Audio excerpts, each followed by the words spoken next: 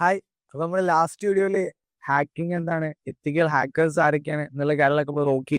അപ്പോൾ അതിൽ കുറച്ച് ടോപ്പിക്സ് നമ്മൾ ഹാക്കിങ്ങിന്റെ കുറച്ച് ഫേസസ് നമ്മൾ ലാസ്റ്റ് വീഡിയോയിൽ പറഞ്ഞിട്ടുണ്ടായിരുന്നു. അപ്പൊ അതിന്റെ ഡീറ്റെയിലിംഗ് അല്ലേ നമ്മൾ വീഡിയോയിൽ ചെയ്യാൻ പോകുന്നത്. ഈ വീഡിയോയിൽ നമ്മൾ ആദ്യത്തെ phase which is information gathering അല്ലെങ്കിൽ റെക്കനസൻസ് എന്നൊരു ഡൊമൈൻ, അതെന്താണ്, എങ്ങനെയാണ് അതിൻ്റെ ഒരു കോൺസെപ്റ്റ് എന്താണ് എന്നുള്ളതിനെ പറ്റിയാണ് നമ്മൾ ഇതിൽ ഡിസ്കസ് ചെയ്യാം. Majorly first phase information gathering എന്നുള്ളത്. ഇൻഫർമേഷൻ ഗ്യാദറിങ്ങിനെ പറ്റി പറയുകയാണെന്നുണ്ടെങ്കിൽ ഈ ഇൻഫർമേഷൻ ഗ്യാദറിംഗ് എന്ന് പറയുന്നത് തന്നെ ഒരു വളരെ ലാർജ് ആയിട്ടുള്ളൊരു പാർട്ടാണ്. കാര്യം സൈബർ സെക്യൂരിറ്റി എന്ന് പറയുന്നതിനകത്ത് നമ്മളൊരു അസസ്മെന്റ് ചെയ്യുമ്പോൾ അതിൻ്റെ ഒരു ഭൂരിഭാഗ സമയം നമ്മൾ ഇൻഫർമേഷൻ ഗ്യാദറിങ്ങിന് കൊടുക്കണമെന്നാണ് പറയുക.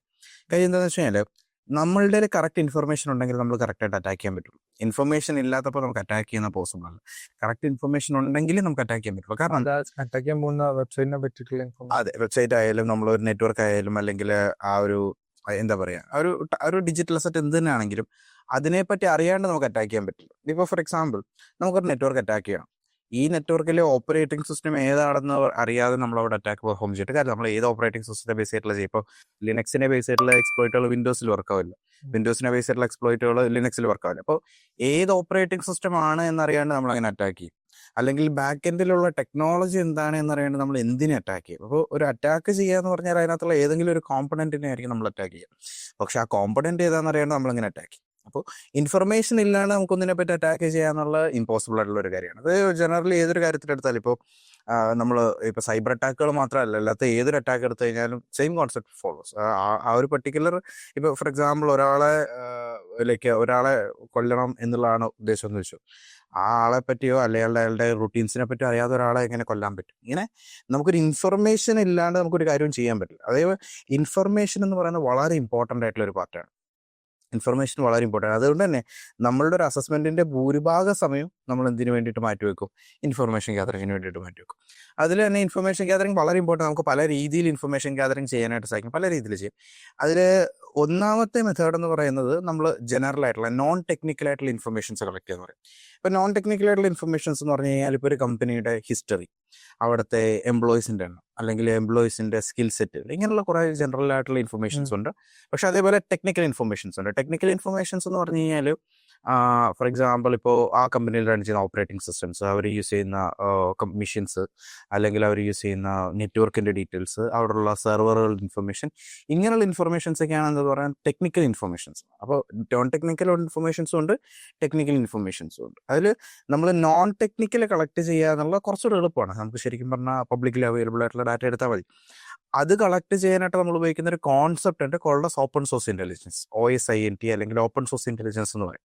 അങ്ങനെയുള്ള പല മെത്തേഡുകളിൽ കൂടെയാണ് നമ്മൾ പബ്ലിക്കായിട്ട് അവൈലബിൾ ആയിട്ടുള്ള ഇൻഫർമേഷൻസിനെ അല്ലെങ്കിൽ നോൺ ടെക്നിക്കൽ ഇൻഫർമേഷൻസിനെ നമ്മൾ കളക്ട് ചെയ്യും എന്നാണ് ഒരു ജനറൽ കോൺസെപ്റ്റ് എന്ന് പറയുന്നത് when it comes to information അല്ലെങ്കിൽ ഒരു നോൺ ടെക്നിക്കൽ ഇൻഫർമേഷൻ ഗ്യാദറിംഗ് എന്ന് പറയുന്നത്. പിന്നെ ടെക്നിക്കൽ ഇൻഫർമേഷൻ ഗ്യാദറിങ്ങിനെയാണ് നമ്മൾ നേരത്തെ കഴിഞ്ഞ വീഡിയോയിൽ പറയുന്നുണ്ടായിരുന്നു നെറ്റ്വർക്ക് സ്കാനിങ് എന്ന് പറയുന്ന ഒരു കോൺസെപ്റ്റ്. അപ്പോൾ നെറ്റ്വർക്ക് സ്കാനിങ് എന്ന് പറയുന്ന കോൺസെപ്റ്റ് ഒരു ടെക്നിക്കൽ ഇൻഫർമേഷൻ ഗ്യാദറിംഗ് ആണ്. അവിടെ നമ്മുടെ നെറ്റ്വർക്കിനെ പറ്റിയും അവിടെ റൺ ചെയ്യുന്ന സെർവറുകളെ പറ്റിയും അവിടെയുള്ള വെബ്സൈറ്റ് ആണെന്നുണ്ടെങ്കിൽ അവരുടെ ബാക്ക് എൻഡിലുള്ള ടെക്നോളജീസിനെ പറ്റിയും അങ്ങനെയുള്ള ഇൻഫർമേഷൻസിനെ പറ്റി കളക്ട് ചെയ്യുന്നതാണ് ടെക്നിക്കൽ ഇൻഫർമേഷൻ, ടെക്നിക്കൽ ആയിട്ടുള്ള ഇൻഫർമേഷൻസ്. അപ്പോൾ നിങ്ങൾ ഇത് കണ്ടുകൊണ്ടിരിക്കുമ്പോൾ നിങ്ങൾക്ക് എന്തെങ്കിലും ഡൗട്ടോ കൺഫ്യൂഷൻസോ കൺസേൺസോ എന്തെങ്കിലുമൊക്കെ വരികയാണെന്നുണ്ടെങ്കിൽ നമ്മുടെ ടെക് സപ്പോർട്ട് ഗ്രൂപ്പ് ഉണ്ട്. അപ്പോൾ അതിൽ ജോയിൻ ചെയ്യാൻ വേണ്ടിയിട്ട് അതിൻ്റെ രജിസ്ട്രേഷൻ ലിങ്ക് താഴെ ഡിസ്ക്രിപ്ഷനിൽ ആഡ് ചെയ്തിട്ടുണ്ട്. അപ്പോൾ അത് ക്ലിക്ക് ചെയ്താൽ നിങ്ങൾ നേരെ ഒരു ഫോം ആയിരിക്കും ഓപ്പൺ ആവുന്നുണ്ടാവുക. അപ്പോൾ അവിടെ ബേസിക് ഡീറ്റെയിൽസ് കൊടുത്ത് ഫില്ല് ചെയ്ത് കഴിയുമ്പോൾ നിങ്ങൾ നേരെ നമ്മുടെ ടെലഗ്രാം ഗ്രൂപ്പിലോട്ട്, ടെക് സപ്പോർട്ട് ഗ്രൂപ്പിലോട്ട് റീഡയറക്റ്റ് ആവും. അപ്പോൾ അവിടെ നിങ്ങൾക്ക് എന്ത് ചെയ്യാൻ പറ്റും? ഇതിപ്പോൾ വരുന്ന എല്ലാ ഡൗട്ടുകളും കൺസേൺസ് ഒക്കെ നിങ്ങൾക്ക് വീഡിയോ ആയിട്ടോ അല്ലെങ്കിൽ സ്ക്രീൻഷോട്ടോ ഓഡിയോ നോട്ടോ മലയാളമോ ഇംഗ്ലീഷോ എങ്ങനെ വേണം നിങ്ങൾക്ക് ചോദിക്കാൻ വേണ്ടി പറ്റും. നമ്മുടെ ടീം 24/7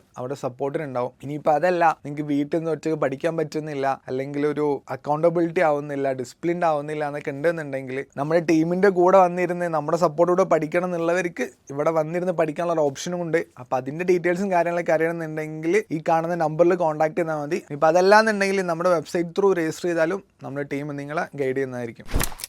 ഇൻഫർമേഷൻ ഗ്യാദറിംഗ് ചെയ്യാനായിട്ട് നമുക്ക് ഒരു ടാർഗറ്റിനെ ഫസ്റ്റ് എടുക്കാം. നമുക്കൊന്ന് എങ്ങനെയാണ് എന്നുള്ളൊരു പ്രോസസ്സ് ഒന്നും. ഇപ്പോൾ നമുക്കിവിടെ ഒരു ടാർഗറ്റിന് എടുക്കാം. ഇപ്പോൾ ലെറ്റ്സ് സേ ടെസ്ല വളരെ വെൽ നോൺ ആയിട്ടുള്ള ഒരു കമ്പനിയാണ്. ടെസ്ലയുടെ ടാർഗറ്റ് എടുക്കുക. ടെസ്ല എടുത്തു കഴിഞ്ഞാൽ ടെസ്ലയെ പറ്റിയുള്ള ഇൻഫർമേഷൻസ് ഇവിടെ കാണാം. Tesla electric cars, Tesla automotive company, ഇതിൻ്റെ ഇവിടെ ടെക് കമ്പനിയുടെ പ്രൊഫൈൽ കാണാം. പിന്നെ ഫൗണ്ടേഴ്സ് ആരാണ്, CEO ആരാണ്, ഇങ്ങനെയുള്ള ഇൻഫർമേഷൻസ് ഒക്കെ ഇവിടെ നമുക്ക് കാണാനായിട്ട് സാധിക്കും. അതിനെപ്പറ്റിയുള്ള ന്യൂസുകൾ, അതുമായിട്ട് ബന്ധപ്പെട്ട് ഇൻസ്റ്റാഗ്രാം ഹാൻഡിൽ, യൂട്യൂബ് ഹാൻഡിൽ, അങ്ങനെ കുറേ ഇൻഫർമേഷൻസ് നമുക്ക് ഇവിടെ കാണാം. അപ്പോൾ ഒരു കമ്പനി എന്താണ്, അല്ലെങ്കിൽ ആ കമ്പനി എന്താണ്, എവിടെയാണ് ബേസ് ചെയ്തിട്ടുള്ളത് എന്നുള്ള ഇൻഫർമേഷൻസ് ഒക്കെ നമുക്ക് കളക്ട് ചെയ്യാനായിട്ട് പറ്റിയൊരു സോഴ്സാണ് ഈ പറയുന്ന ഗൂഗിളിൽ ജസ്റ്റ് സെർച്ച് ചെയ്താൽ നമുക്ക് ഇതുപോലുള്ള ഇൻഫർമേഷൻസ് കിട്ടും. Technical informations. അതെ, ഇവിടെ ശരിക്കും നമ്മൾ ടെക്നിക്കൽ ഇൻഫോ ഗ്യാദർ ചെയ്യുന്നില്ല, rather than കമ്പനിയുടെ ഒരു ഹിസ്റ്ററി എന്താണ്, അവിടെ ആരൊക്കെയാണ് വർക്ക് ചെയ്യുന്നത്, അല്ലെങ്കിൽ എത്ര എംപ്ലോയീസ് ഉണ്ട്, എന്ത് ഏരിയയിലാണ് അവർ വർക്ക് ചെയ്യുന്നത്, അവരുടെ ഒരു ബിസിനസ് കോൺസെപ്റ്റ് എന്താണ്. കാര്യം നമുക്കൊരു വെബ്സൈറ്റിനെ അറ്റാക്ക് ചെയ്യണമെങ്കിൽ നമ്മൾ ആദ്യം മനസ്സിലാക്കേണ്ട അവരുടെ ഒരു പ്രോസസ്സ്, വർക്ക് ഫ്ലോ എങ്ങനെയാണെന്നുള്ളതാണ്. അതായത് ആ പർട്ടിക്കുലർ വെബ്സൈറ്റ് എങ്ങനെ വർക്ക് ചെയ്യുന്നു എന്ന് അറിയാണ്ട് നമുക്ക് ഒരു ടാർഗറ്റിനെ അറ്റാക്ക് ചെയ്യുക എന്നുള്ളത് പോസിബിൾ ആണ്. നമുക്ക് എങ്ങനെ വർക്ക് ചെയ്യുന്നു എന്നുള്ളത് നമ്മൾ കണ്ടുപിടിക്കലാണ് ഒന്നാമത്തെ ജോലി. നമ്മൾ ഈ പ്രോസസ്സിനെ വിളിക്കുന്ന ഒരു പേരുണ്ട്, കോൾഡ് അറ്റാക്ക് സർഫസ് മാപ്പിംഗ് എന്ന് പറയും. അറ്റാക്ക് സർഫസ് മാപ്പിംഗ് എന്താണെന്നുള്ള നമ്മൾ ഡീറ്റെയിൽ ആയിട്ട് പിന്നീട് ഡിസ്കസ് ചെയ്യാനുണ്ട്. ജസ്റ്റ് നമ്മൾ ഇനീഷ്യലി നോക്കുകയാണെങ്കിൽ നമുക്ക് ആ കമ്പനിയെ പറ്റിയുള്ള ഒരു ഇൻഫർമേഷൻ നമ്മുടെ കയ്യിൽ ഉണ്ടാണ്. ആ ടാർഗറ്റിനെ പഠിക്കുക എന്ന് പറയും. അപ്പോൾ ടെസ്ല എന്നൊരു കമ്പനി എന്താണ്, എങ്ങനെയാണെന്നുള്ള നമുക്ക് മനസ്സിലാക്കാം. പിന്നെ അത് കഴിഞ്ഞിട്ട് നമ്മൾ ടെസ്ലയുടെ വെബ്സൈറ്റിൽ കയറി നോക്കി കഴിഞ്ഞാൽ പലതരത്തിലുള്ള ഇൻഫർമേഷൻസ് ഇവിടെ കാണാം. ഇനി ഈ ഇൻഫർമേഷൻ ഗ്യാതറിംഗിൽ തന്നെ രണ്ട് തരത്തിലുള്ള ഇൻഫർമേഷൻ ഗ്യാതറിംഗ്, രണ്ട് തരത്തിലുള്ള റെക്കൺ ഫേസുകളുണ്ട്. ഇൻഫർമേഷൻ ഗ്യാതറിംഗിനെ തന്നെ നമ്മൾ വിളിക്കുന്ന മറ്റൊരു പേരാണ് റെക്കനസൻസ് അല്ലെങ്കിൽ റെക്കൺ എന്ന് പറയും. പിന്നെ അതുപോലെ ഇന്റലിജൻസ് എന്നും പറയാറുണ്ട്. അപ്പോൾ റെക്കനസൻസ് അല്ലെങ്കിൽ റെക്കൺ എന്ന് പറയും. ഈ റെക്കനസൻസ് അല്ലെങ്കിൽ റെക്കൺ എന്ന് പറയുന്ന പ്രോസസ്സ് കൊണ്ട് ഉദ്ദേശിക്കുന്നതാണ്, റെക്കനസൻസ് എന്ന് പറഞ്ഞു കഴിഞ്ഞാൽ ഇൻഫർമേഷൻ കളക്ഷൻ തന്നെയാണ്. ഇതിൽ തന്നെ ആക്റ്റീവ് റെക്കൺ പ്രോസസ് ഉണ്ട്, പാസീവ് റെക്കൺ പ്രോസസ് ഉണ്ട്. ഇപ്പൊ രണ്ട് തരത്തിലുള്ള ഇൻഫർമേഷൻ ഗ്യാതറിംഗ് അല്ലെങ്കിൽ റെക്കൺ ഫേസസ് ഉണ്ട്. അതിൽ ഒന്നാമത്തെ എന്ന് പറയുന്നത് ആക്റ്റീവ് റെക്കൺ എന്ന് പറയും, active reckon. Second one passive reckon. ഇതിൽ ആക്റ്റീവ് റെക്കൺ എന്താണെന്ന് വെച്ച് കഴിഞ്ഞാൽ വെരി സിമ്പിൾ. അതായത് നമ്മളിപ്പോൾ ഒരു ടാർഗറ്റിനെ പറ്റിയുള്ള ഇൻഫർമേഷൻ കളക്ട് ചെയ്യുന്നു, ഇപ്പോൾ ടെസ്ലയെ പറ്റിയുള്ള ഇൻഫർമേഷൻ കളക്ട് ചെയ്യുന്നു. നമ്മൾ ഡയറക്ട്ലി Tesla.com എന്ന് പറഞ്ഞ വെബ്സൈറ്റുമായിട്ട് കമ്മ്യൂണിക്കേറ്റ് ചെയ്തുകൊണ്ട് ഇൻഫർമേഷൻ കളക്ട് ചെയ്യുകയാണെങ്കിൽ അതിനെ ആക്റ്റീവ് റെക്കനസൻസും പാസീവ് റെക്കനസൻസും എന്ന് പറഞ്ഞാൽ നമ്മൾ ഡയറക്ട്ലി കമ്മ്യൂണിക്കേറ്റ് ചെയ്യുന്നില്ല, ഇൻഡയറക്റ്റ് ആയിട്ട് ഇൻഫർമേഷൻസ് കളക്ട് ചെയ്യാന്ന് പറയും. അതായത് ഡയറക്റ്റ് കളക്ഷൻ ഓഫ് ഇൻഫർമേഷൻ ആണ് ആക്റ്റീവ്. നമ്മൾ ചെയ്തത് ആക്റ്റീവ് കളക്ഷൻ എന്ന് പറയും. നമ്മൾ ആ വെബ്സൈറ്റിനകത്ത് കയറിയിട്ടാണ് ചെയ്യുന്നതെങ്കിൽ നമ്മൾ ആക്റ്റീവ് കളക്ഷൻ ആണ് ചെയ്യുന്നത്. ജസ്റ്റ് ഗൂഗിൾ സെർച്ച് ചെയ്യണമെങ്കിലോ അതൊരു പാസീവ് കളക്ഷൻ ആണ്. നമ്മൾ ഇതിനു മുമ്പ് ഡിസ്കസ് ചെയ്തൊരു ഒരു വീഡിയോ ഉണ്ട് നേരത്തെ ഇട്ട്, ഗൂഗിൾ ഡോർക്കിംഗ്. അതിന്റെ ആപ്ലിക്കേഷൻ ഇവിടെയാണ് വരുന്നത്. ഗൂഗിൾ ഡോർക്കിംഗ് എന്താണെന്നുള്ള ഒരു ചെറിയ വീഡിയോ നമ്മൾ നേരത്തെ ചെയ്തിട്ടുണ്ട്. അതിന് ഗൂഗിൾ സെർച്ച് ചെയ്യാം, ഗൂഗിൾ ഓപ്പറേറ്റേഴ്സ് എന്നൊക്കെ ഉണ്ടെന്നുള്ളത്. അതെ, പ്രോപ്പർ സെർച്ചിങ് മെത്തേഡ്സ് ഏതൊക്കെയാണെന്നുള്ളത്. അതെ, അതിനെ നമ്മൾ കറക്റ്റായിട്ട് ഉപയോഗിക്കുന്ന ഒരു ഫേസ് എന്ന് പറയുന്നത് ശരിക്കും പറഞ്ഞു കഴിഞ്ഞാൽ ഇവിടെയാണ്, നമ്മളുടെ ഈ ഇൻഫർമേഷൻ ഗ്യാതറിങ്ങിലാണ്. അതായത് ഇപ്പോൾ ഞാൻ ഗൂഗിളിൽ സെർച്ച് ചെയ്തിട്ടോ, റൈറ്റ്, ഗൂഗിളിൽ സെർച്ച് വഴി ഞാനിപ്പോൾ ആരുമായിട്ട് കമ്മ്യൂണിക്കേറ്റ് ചെയ്തിട്ടില്ല, Tesla.com എന്നിട്ട് കമ്മ്യൂണിക്കേറ്റ് ചെയ്തിട്ടില്ല. ഞാൻ ഡയറക്റ്റ്ലി ഗൂഗിൾ വഴി Tesla.com ആയിട്ട് കമ്മ്യൂണിക്കേറ്റ് ചെയ്യണം. അപ്പോൾ ഇവിടെ നമ്മൾ നോക്കിക്കഴിഞ്ഞാൽ ഇവിടെ എനിക്ക് ടെസ്ല വെബ്സൈറ്റ് എന്താണെന്നും കമ്പനി എന്താണെന്നൊക്കെ ഒരു ഇൻഫർമേഷൻ ഇവിടെ നിന്ന് കിട്ടും. ഇനി എനിക്ക് കൂടുതൽ ഇൻഫർമേഷൻ കളക്ട് ചെയ്യണം. ഇപ്പോൾ അതായത് Tesla.com എന്ന് പറയുന്നത് ഒരു പ്രൈമറി ഡൊമൈനാണ്, അല്ലേ? പ്രൈമറി ഡൊമൈൻ എന്നുള്ള ഒരു കോൺസെപ്റ്റ് ഉണ്ട്, വളരെ ഇമ്പോർട്ടൻ്റ് ആണ് നമ്മൾ മനസ്സിലാക്കേണ്ടത്. അതായത് ഒരു വെബ്സൈറ്റിനെ സംബന്ധിച്ചിടത്തോളം പല കോൺസെപ്റ്റുകളുണ്ട്. അതിലൊന്ന് URL, പിന്നൊന്ന് ഡൊമൈൻ, പിന്നൊന്ന് ഡയറക്ടറി, പിന്നൊന്ന് സബ് ഡൊമൈൻ. ഇതെന്താണെന്ന് മനസ്സിലാക്കിയാലാണ് നമുക്ക് ഈ പറയാൻ പോകുന്ന കോൺസെപ്റ്റ് എന്ന് മനസ്സിലാക്കാൻ പറ്റും. URL എന്ന് പറഞ്ഞാൽ ഇതാണ് URL. ഞാൻ ഒരു URL ഇപ്പോൾ പേസ്റ്റ് ചെയ്യാം. ഇതാണ് URL. നമ്മുടെ സെർച്ച് ബാറിൽ കാണും. അതാണ് URL, യൂണിഫോം റിസോഴ്സ് ലൊക്കേറ്റർ എന്നിട്ട് യുണീക്ക് റിസോഴ്സ് ലൊക്കേറ്റർ പല പേരിൽ, HTTPS :/ പിന്നെ ഡൊമൈൻ, ഫുൾ ഉണ്ടാവും. ഇനി ഡൊമൈൻ എന്ന് പറയുന്നത് ഡൊമൈൻ അല്ലെങ്കിൽ ഡൊമൈൻ നെയിം എന്ന് വിളിക്കാം. ഡൊമൈൻ അല്ല ഡൊമൈൻ നെയിം. ഇതെന്ന് പറയുന്ന ഈ URL അല്ലെങ്കിൽ ആ പർട്ടിക്കുലർ വെബ്സൈറ്റിന്റെ ഡൊമൈൻ നെയിം എന്ന് പറയുന്നത് ഇതായിരിക്കും, Tesla.com. അത്രയും ഭാഗത്താണ് നമ്മൾ ഡൊമൈൻ നെയിം എന്ന് വിളിക്കുക. Okay, URL, domain name. Then അത് കഴിഞ്ഞാൽ പിന്നെ ഡയറക്ടറി ഉണ്ടാവും. അതായത് ഇപ്പോൾ Tesla.com/admin എന്ന് പറയുന്ന അഡ്മിൻ എന്ന് പറയുന്ന അവിടെ ഒരു ഡയറക്ടറിയാണ്. അതായത് ആ Tesla.com അകത്തുള്ള ഒരു ഡയറക്ടറി, അതിനകത്തുള്ള ഒരു ഡയറക്ടറി /admin. അപ്പോൾ ഒരു പോർഷൻ നിങ്ങള് ഇൻസ്റ്റാഗ്രാമിലൊക്കെ സിസ്റ്റത്തിൽ കയറുകയാണെങ്കിൽ അവിടെ കാണിക്കും. ഇൻസ്റ്റാഗ്രാമിൽ ചെയ്യേണ്ടത് നമ്മളിപ്പോ റീൽസ് എന്ന പോർഷൻ പോയി കഴിഞ്ഞാൽ ഒരു /reels കാണിക്കും. അപ്പൊ അതേപോലെ ഒരു പർട്ടിക്കുലർ ലൊക്കേഷൻ, അഡ്മിൻ എന്ന് പറയുന്ന ലൊക്കേഷനകത്ത് അതുമായിട്ട് ബന്ധപ്പെട്ട എന്തെങ്കിലും അഡ്മിനിസ്ട്രേറ്റർ ലോഗിനോ എന്തെങ്കിലും കാണാം, അല്ലെങ്കിൽ മറ്റെന്തെങ്കിലും. അപ്പൊ അല്ലെങ്കിൽ ഇവിടെ എന്തും വരാട്ടോ. ഇതിപ്പോ നിങ്ങൾ ഈ ഒരു സമയം മനസ്സിലാവണമെങ്കിൽ നിങ്ങളുടെ സിസ്റ്റത്തിൽ തന്നെ നമ്മൾ ഒരു ഫോൾഡർ ഓപ്പൺ ആക്കുമ്പോൾ അതിന്റെ പാത്ത് നോക്കിയാൽ മതി. അവിടെ പാത്തിലും ഈ സാധനം ഒരു ഫോൾഡറിന്റെ പേരുണ്ടാവും, അതിന്റെ അകത്തൊരു ഫോൾഡർ ആണെങ്കിൽ /ഉണ്ട്, ആ ഫോൾഡർ നെയിം ഉണ്ടാവും. ആ ഒരു സെയിം മെത്തേഡാണ് ഇവിടെ വരുന്നത്. അതെ, സോ അപ്പോൾ ഇപ്പോൾ അവിടെ എന്തും വരട്ടെ. ഫോർ എക്സാമ്പിൾ എക്സ്പൈസഡ് tesla.com/xyz എന്ന് പറയുന്നത്, അതിൽ XYZ എന്ന് പറയുന്നത് ഒരു ഡയറക്ടറാണ്. XYZ എന്ന് പറഞ്ഞ പൊസിഷനിൽ എന്തും വരാം, ജസ്റ്റ് റാൻഡം ഇട്ടേക്കുന്നതാണ്. സബ് ഡൊമൈൻ എന്ന് പറഞ്ഞു കഴിഞ്ഞാൽ tesla.com-ന്റെ ഇങ്ങനെ വരാം. ഇപ്പോൾ abc.tesla.com. അപ്പോൾ ഇത് tesla.com എന്ന ഡൊമൈൻ നെയിമിന്റെ ഒരു സബ് ഡൊമൈൻ നെയിമാണ്. അപ്പോൾ ഈ ABC എന്ന് പറയുന്ന ലൊക്കേഷനിൽ എന്ത് വരാം, ഇറ്റ് ക്യാൻ ബി എനിത്തിങ്. ഒരു എക്സാമ്പിൾ ആയിട്ട് ABC ഇട്ടെന്നുള്ളൂ. നമ്മളെ വേർഷൻസ് ഇങ്ങനെ വരാറില്ല, V2 അല്ലെങ്കിൽ എന്ത് വേണമെങ്കിൽ പേര് ഇഷ്ടമുള്ള പേരിടാം. നമുക്ക് ഇഷ്ടമുള്ള പേരിൽ ഒരു ഡൊമൈൻ സ്റ്റാർട്ട് ചെയ്യാം. ഡസൻ മാറ്റർ എന്ത് പേര് എഴുതുന്നു എന്നുള്ള ഇഷ്ടമുള്ള പേരിൽ ഒരാൾക്ക് ഒരു ഡൊമൈൻ സബ് ഡൊമൈൻ സ്റ്റാർട്ട് ചെയ്യും. അവിടെ എന്ത് വിടാം, ABC or XYZ or something, x.tesla.com, എന്ത് പേരിൽ വേണമെങ്കിലും ഒരു സബ് ഡൊമൈൻ നമുക്ക് സ്റ്റാർട്ട് ചെയ്യാനായിട്ട് പറ്റും. ഒരു സബ് ഡൊമൈൻ എന്ന് പറയുമ്പോൾ ഇങ്ങനെ ആയിരിക്കും, ഡൊമൈൻ നെയിമിന് തൊട്ട് മുമ്പായിട്ടായിരിക്കും അത് വരിക. ഡൊമൈൻ നെയിമിന് തൊട്ട് മുമ്പായിട്ട് വരുന്നെങ്കിൽ സബ് ഡൊമൈൻ എന്ന് പറയും. അപ്പോൾ ഈ സബ് ഡൊമൈൻ്റെ ആവശ്യം എന്താണെന്ന് വെച്ചാൽ പല ആവശ്യങ്ങൾ വരാട്ടോ. ഒരു സബ് ഡൊമൈനെ സംബന്ധിച്ച് പല റിക്വയർമെന്റ്സ് വരാം. ഇപ്പോൾ ഫോർ എക്സാമ്പിൾ ഞാൻ എൻ്റെ ഒരു പേഴ്സണൽ വെബ്സൈറ്റ് കാണിച്ചു. അപ്പോൾ ഇതിൽ സബ് ഡൊമൈൻ നമ്മൾ ഫോൾഡറിനെ നേരെ തിരിച്ചല്ലേ, അത് ഫോൾഡർ എന്ന് പറയും. ഫോൾഡർ നമുക്ക് മെയിൻ ഫോൾഡർ, അതിന്റെ സബ് ഫോൾഡർ അങ്ങനെ വരുന്നോ. ഇവിടെ സബ് ഡൊമൈൻ തിരിച്ചു ആദ്യമായിട്ടായിരിക്കും. ആദ്യം സബ് ഡൊമൈൻ പിന്നെ ഡൊമൈൻ ഇങ്ങനെ ആയിരിക്കും abc.tesla.com. ഇപ്പോൾ ഒരു എക്സാമ്പിൾ കാണിക്കാം. ഇപ്പോൾ ഇതെൻ്റെ ഒരു പേഴ്സണൽ ഡൊമൈനാണ് ശരത്യ.com. ഇതെൻ്റെ പേഴ്സണൽ പോർട്ട്ഫോളിയോ വെബ്സൈറ്റാണ് ശരത്യ.com എന്ന് പറയുന്നത്. എന്നാൽ ഇവിടെ URL സബ് ഡൊമൈനിലേക്ക് നോക്കിക്കഴിഞ്ഞാൽ നിങ്ങൾക്ക് ഇവിടെ കാണാൻ പറ്റുന്നത് ഇങ്ങനെയാണ്, റൈറ്റ്. ഞാനത് ഇവിടെ വെസ്റ്റ് ചെയ്യാം. ഇവിടെ കാണാൻ പറ്റുന്ന ശരത്യ.com, ഇതാണ് എൻ്റെ ഡൊമൈൻ നെയിം, റൈറ്റ്. ഈ ഡൊമൈൻ നെയിമിനകത്ത് ഞാൻ ക്രിയേറ്റ് ചെയ്തിട്ടുള്ള ഇപ്പോൾ എൻ്റെ ഒരു ലാബ്, എൻ്റെ കുറച്ച് ഹോബി പ്രൊജക്റ്റുകളുണ്ട്. അതിലൊന്നാണ് ഈ ബ്ലോക്ക് ചെയിൻ ലാബ് എന്ന് പറയുന്നത്. ബ്ലോക്ക് ചെയിനുകളെ പറ്റി പഠിക്കാനായിട്ട് ഞാൻ ക്രിയേറ്റ് ചെയ്തൊരു സാധനമാണ്. അപ്പോൾ ഇത് ഞാൻ എൻ്റെ ഡൊമൈൻ്റെ സബ് ഡൊമൈനായിട്ടാണ് ഹോസ്റ്റ് ചെയ്തിരിക്കുന്നത്. ഇതെന്താ എൻ്റെ സബ് ഡൊമൈൻ എങ്ങനെയാണ്, ബ്ലോക്ക് ചെയിൻ ലാബ്.ശരത്യ.com. അപ്പോൾ എൻ്റെ ഡൊമൈനകത്ത് തന്നെ ബ്ലോക്ക് ചെയിൻ ലാബ് എന്ന് പറഞ്ഞൊരു ഓരോ സാധനം ഞാൻ ക്രിയേറ്റ് ചെയ്തു. അതേപോലെ തന്നെ എൻ്റെ വേറൊരു സബ് ഡൊമൈനാണ് ഈ API റിലേറ്റ് ചെയ്ത് പഠിക്കാനുള്ള ഒരു സാധനമുണ്ട്. അതും വേറൊരു സബ് ഡൊമൈനിലാണ് ഞാൻ ക്രിയേറ്റ് ചെയ്തിരിക്കുന്നത്. API പ്ലേഗ്രൗണ്ട് എന്ന് പറയുന്നില്ല. ഇവിടെ API lab.ശരത്യ.com. അപ്പോൾ ഇതെൻ്റെ വേറെ സബ് ഡൊമൈനാണ്, API lab.ശരത്യ.com എന്ന് പറയുന്നത്. ഇത് വേറെ സബ് ഡൊമൈനാണ്. ഇങ്ങനെ എനിക്ക് എന്ത് പേരിൽ വേണമെങ്കിലും ഒരു സബ് ഡൊമൈൻ പറയാം. എൻ്റെ മെയിൻ ഡൊമൈൻ ശരത്യ.com, അതായത് ബ്ലോക്ക് ചെയിൻ lab.ശരത്യ.com, അതായത് API lab.ശരത്യ.com അല്ലെങ്കിൽ XYZ.ശരത്യ.com. ഇറ്റ്സ് അപ് ടു മീ, എന്ത് പേരിൽ വേണമെങ്കിലും ചെയ്യാം. ഇവിടെ സൈബർ സെക്യൂരിറ്റി അസസ്മെന്റുമായിട്ട് ബന്ധപ്പെട്ട് നമ്മൾ ചെയ്യുമ്പോൾ എന്തുകൊണ്ട് ഇത് ഇങ്ങനെ, അല്ലെങ്കിൽ എന്തിന് ഇതിങ്ങനെ വേണമെന്ന് ചോദിച്ചു കഴിഞ്ഞാൽ, അല്ലെങ്കിൽ എന്തിനാണ് നമ്മളിപ്പോൾ കണ്ടുപിടിക്കാൻ ശ്രമിക്കുകയെന്ന് ചോദിച്ചു കഴിഞ്ഞാൽ സിമ്പിളാണ്. ഒരു ഡൊമൈൻ നെയിമിനകത്തുള്ള പേജുകളും സബ് ഡൊമൈനകത്തുള്ള പേജുകളും എൻ്റെ ഡിഫറെൻ്റ് ആയിരിക്കും. ചിലപ്പോൾ ഡൊമൈൻ നെയിം എന്ന് പറയുന്നത് ഡൊമൈൻ നെയിമിൽ കാണുന്ന പേജുകൾ കംപ്ലീറ്റ്ലി സെക്യൂർ ആയിരിക്കാം, പക്ഷേ സബ് ഡൊമൈൻ ചിലപ്പോൾ വൾണറബിൾ ആയിരിക്കും, നമുക്ക് പറയാൻ പറ്റില്ല. അതായത് 10 സബ് ഡൊമൈനുകളുണ്ട് എന്നുണ്ടെങ്കിൽ അതിൻ്റെ അർത്ഥം 10 ടാർഗറ്റുകൾ എന്നാണ്. ഇപ്പോൾ ശരത്യ.com എന്ന വെബ്സൈറ്റ് നിങ്ങളിപ്പോൾ ടെസ്റ്റ് ചെയ്ത് കഴിഞ്ഞാൽ ശരത്യ.com ഒരു ടാർഗറ്റാണ്, ബ്ലോക്ക് ചെയിൻ lab.ശരത്യ.com മറ്റൊരു ടാർഗറ്റാണ്, API lab.ശരത്യ.com മറ്റൊരു ടാർഗറ്റാണ്. കാര്യം ഇതിൽ ഒരെണ്ണം സെക്യൂർ ആയതുകൊണ്ട് മറ്റുള്ളത് സെക്യൂർ ആണോ എന്ന് നിർബന്ധമൊന്നുമില്ല. ഓരോന്നും ഓരോ പർപ്പസിന് വേണ്ടിയിട്ട് ക്രിയേറ്റ് ചെയ്തിട്ടുള്ള പല സബ് ഡൊമൈനുകൾ. അത് സബ് ഡൊമൈനുകൾ എപ്പോഴും ഡൊമൈൻ നെയിമിൽ നിന്ന് എൻ്റയർലി ഡിഫറെൻ്റ് ആയിരിക്കും. ഡൊമൈൻ നെയിമിൽ ഇല്ലാത്ത ഫംഗ്ഷനാലിറ്റീസ് സബ് ഡൊമൈനിലുണ്ടാവും, സബ് ഡൊമൈനുള്ള ചിലപ്പോൾ ഡൊമൈൻ നെയിമിൽ ഉണ്ടാവില്ല. അങ്ങനെ പല രീതിയിൽ വരാം. അപ്പോൾ ഡൊമൈൻ നെയിം സെക്യൂർ ആയതുകൊണ്ട് എപ്പോഴും ആ ഇന്റർ വെബ്സൈറ്റ് സെക്യൂർ ആണെന്ന് നമുക്ക് പറയാൻ പറ്റില്ല. പകരം ഡൊമൈനും സബ് ഡൊമൈനുകൾ സെക്യൂർ ആകുമ്പോൾ മാത്രമേ ആ വെബ്സൈറ്റ് സെക്യൂർ ആണെന്ന് നമുക്ക് പറയാൻ പറ്റുള്ളൂ. That's difference. അപ്പോൾ നമ്മൾ എപ്പോഴും ഒരു അസസ്മെന്റ് ചെയ്യുമ്പോൾ പ്രോട്ടോടൈപ്പിന്റെ സൈറ്റ് ആണെങ്കിൽ പ്രോട്ടോടൈപ്പ് അത് ചിലപ്പോൾ സെക്യൂർ ആയിരിക്കും.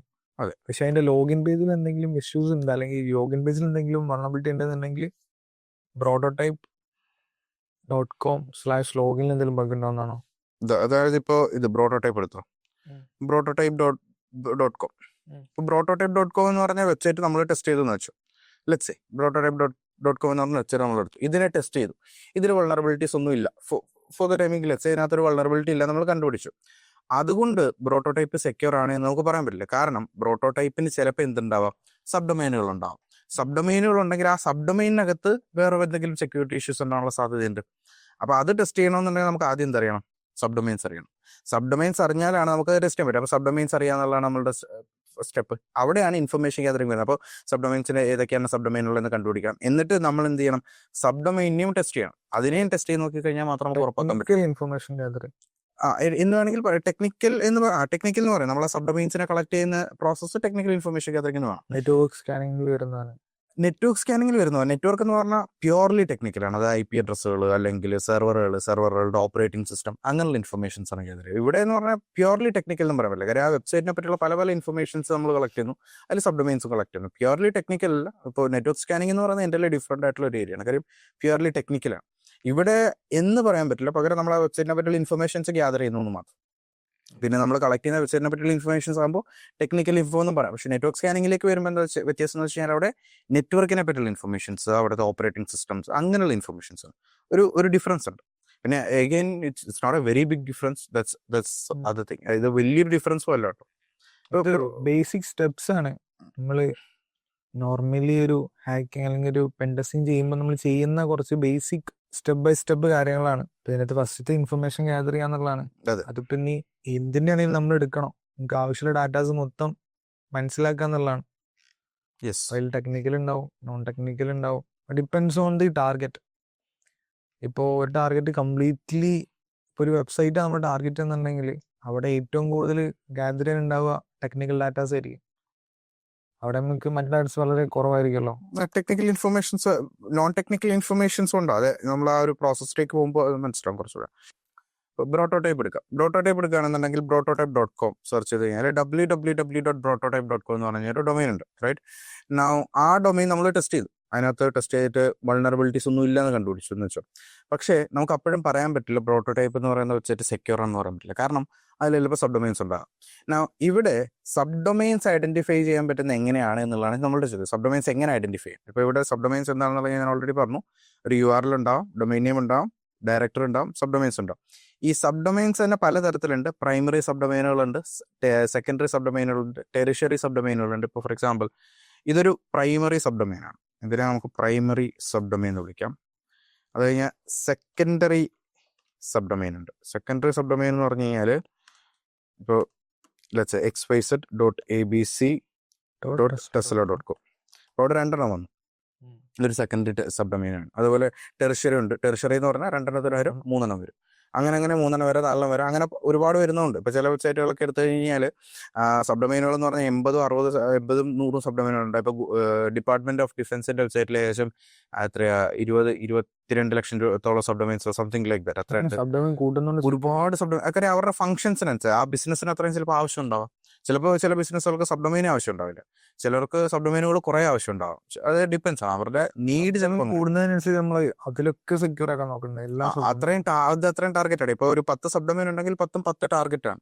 നമ്മൾ അസസ് ചെയ്യുന്ന ഒരു സിംഗിൾ വെബ്സൈറ്റിനെ ആണെങ്കിലും നമുക്ക് ശരിക്കും ഉള്ളത് ടാർഗറ്റുകൾ കുറെ ഉണ്ടാവും. അപ്പോൾ ആ സിംഗിൾ വെബ്സൈറ്റിന് ഒരു സബ് ഡൊമൈൻസ് ഒന്നും ഇല്ലെങ്കിൽ ഒറ്റ ടാർഗറ്റ് ആണ്. പക്ഷെ ഒരു 200 സബ് ഡൊമൈൻ ഉണ്ടെങ്കിൽ 200 നമ്മളുടെ ടാർഗറ്റ് ആണ്. 20,000 ഉണ്ട്, 20,000 നമ്മളുടെ ടാർഗറ്റാണ്. 20 ലക്ഷം ഉണ്ട്, 20 ലക്ഷം നമ്മളുടെ ടാർഗറ്റാണ്.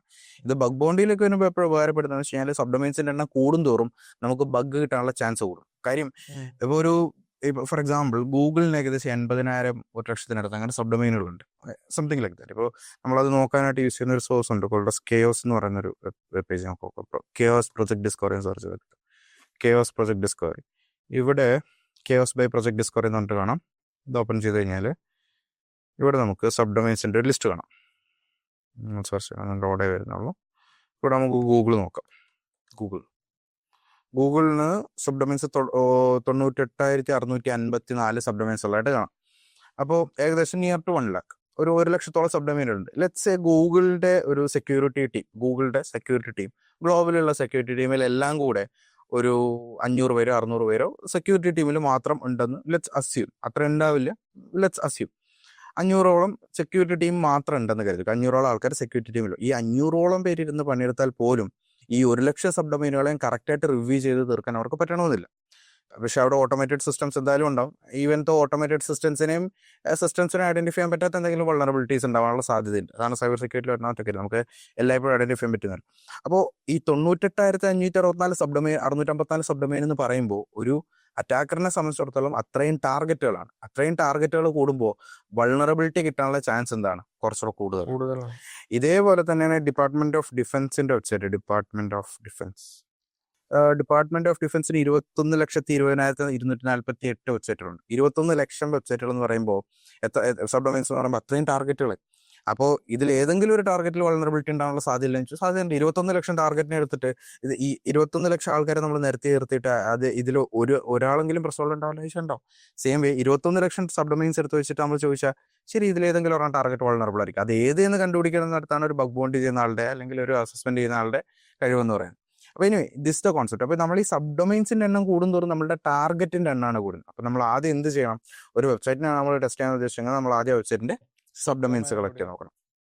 സബ് ഡൊമൈൻസ് ഉള്ള വെബ്സൈറ്റുകളും ഉണ്ടാവും, ഇല്ലാത്ത വെബ്സൈറ്റ്. അതാണ് ബിസിനസ്സിനെ നമ്മൾ മനസ്സിലാക്കണം. അതായത് ബിസിനസ് റിക്വയർമെന്റിനനുസരിച്ച് അവർക്ക് ചിലപ്പോൾ സബ് ഡൊമൈൻ വേണ്ടായിരിക്കും.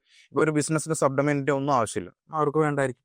അപ്പോൾ ഡിപ്പെൻസ് ഓൺ ദാറ്റ് ബിസിനസ് ആ സബ് ഡൊമൈൻസിൻ്റെ റിക്വയർമെന്റ് മാറാം. ചിലതിൽ കുറച്ചേ ഉണ്ടാവുള്ളൂ, ചിലതിൽ ഒന്നും ഉണ്ടാവില്ല, ചിലതിൽ കുറേ ഉണ്ടാവാം, ചിലതിൽ ചിലപ്പോൾ കൂടുതൽ വെബ് പേജുകളായിരിക്കും ഉണ്ടാവുക. അപ്പോഴും ഈ സബ് ഡൊമൈൻസിൻ്റെ ഇതേ കോൺസെപ്റ്റ് ആയിരുന്നു, നമുക്ക് അതിലേക്ക് നോക്കാം. എനിവേ, അപ്പോൾ ഇപ്പോൾ ബ്രോട്ടോടൈപ്പിൻ്റെ കൺസെപ്റ്റ് എടുത്ത് കഴിഞ്ഞാൽ brototype.com. ഇപ്പോൾ brototype.com എന്ന് പറഞ്ഞ വെബ്സൈറ്റ് എടുത്തു. നമ്മളിവിടെ ഒരു ഗൂഗിൾ ഡോർക്ക് ഓപ്പറേറ്റർ ഉപയോഗിക്കാൻ പാടാം. നമ്മൾ കഴിഞ്ഞ നേരത്തെ ഒരു വീഡിയോ ഉണ്ടായിരുന്നു നമ്മളുടെ ഗൂഗിൾ ഡോർക്കിങ്ങിനെ പറ്റി. അതിനകത്ത് യൂസ് ചെയ്യുന്ന ഒരു ഡോർക്ക് ഉണ്ട്, സൈറ്റ് എന്ന് പറയുന്ന ഒരു ഓപ്പറേറ്റർ, സൈറ്റ് എന്ന് പറയുന്ന ഒരു ഡോർക്ക് ഉണ്ട്. അപ്പോൾ നമ്മൾ സൈറ്റ് നമ്മൾ സബ് ഡൊമൈൻ കണ്ടുപിടിക്കാൻ പോകണം. സബ് ഡൊമൈൻ കണ്ടുപിടിക്കണം. അപ്പോൾ സബ് ഡൊമൈൻ ഐഡന്റിഫൈ ചെയ്യുന്ന സൈറ്റ് ഫുൾ കോളം brototype.com. അപ്പോൾ ബ്രോട്ടോടൈപ്പിൽ നിന്ന് മാത്രമുള്ള റിസൾട്ടുകൾ വന്നു, റൈറ്റ്? ഇതിൽ നമ്മൾ നോക്കിക്കഴിഞ്ഞാൽ ഇവിടെ brototype.com. ഇപ്പോൾ www.brototype എന്ന് പറയുന്നത് ശരിക്കും സബ് ഡൊമൈൻ പോലെയാണ്, പക്ഷേ അതിനെ സബ് ഡൊമൈൻ ആയിട്ട് ആരും കൺസിഡർ ചെയ്യില്ല. www വളരെ കോമൺ ആയതുകൊണ്ട്. അപ്പോൾ നമുക്ക് ഇത് ഓൾറെഡി അറിയാം, www.brototype ഉണ്ടെന്നുള്ളത് നമുക്കറിയാം. ഇതിനി എനിക്ക് എൻ്റെ സെർച്ച് റിസൾട്ടുകളിൽ ആവശ്യമില്ല എന്ന് കരുതിക്കോ. എനിക്ക് ഇനി www എന്നുള്ള എൻ്റെ റിസൾട്ടിൽ കാണണ്ട.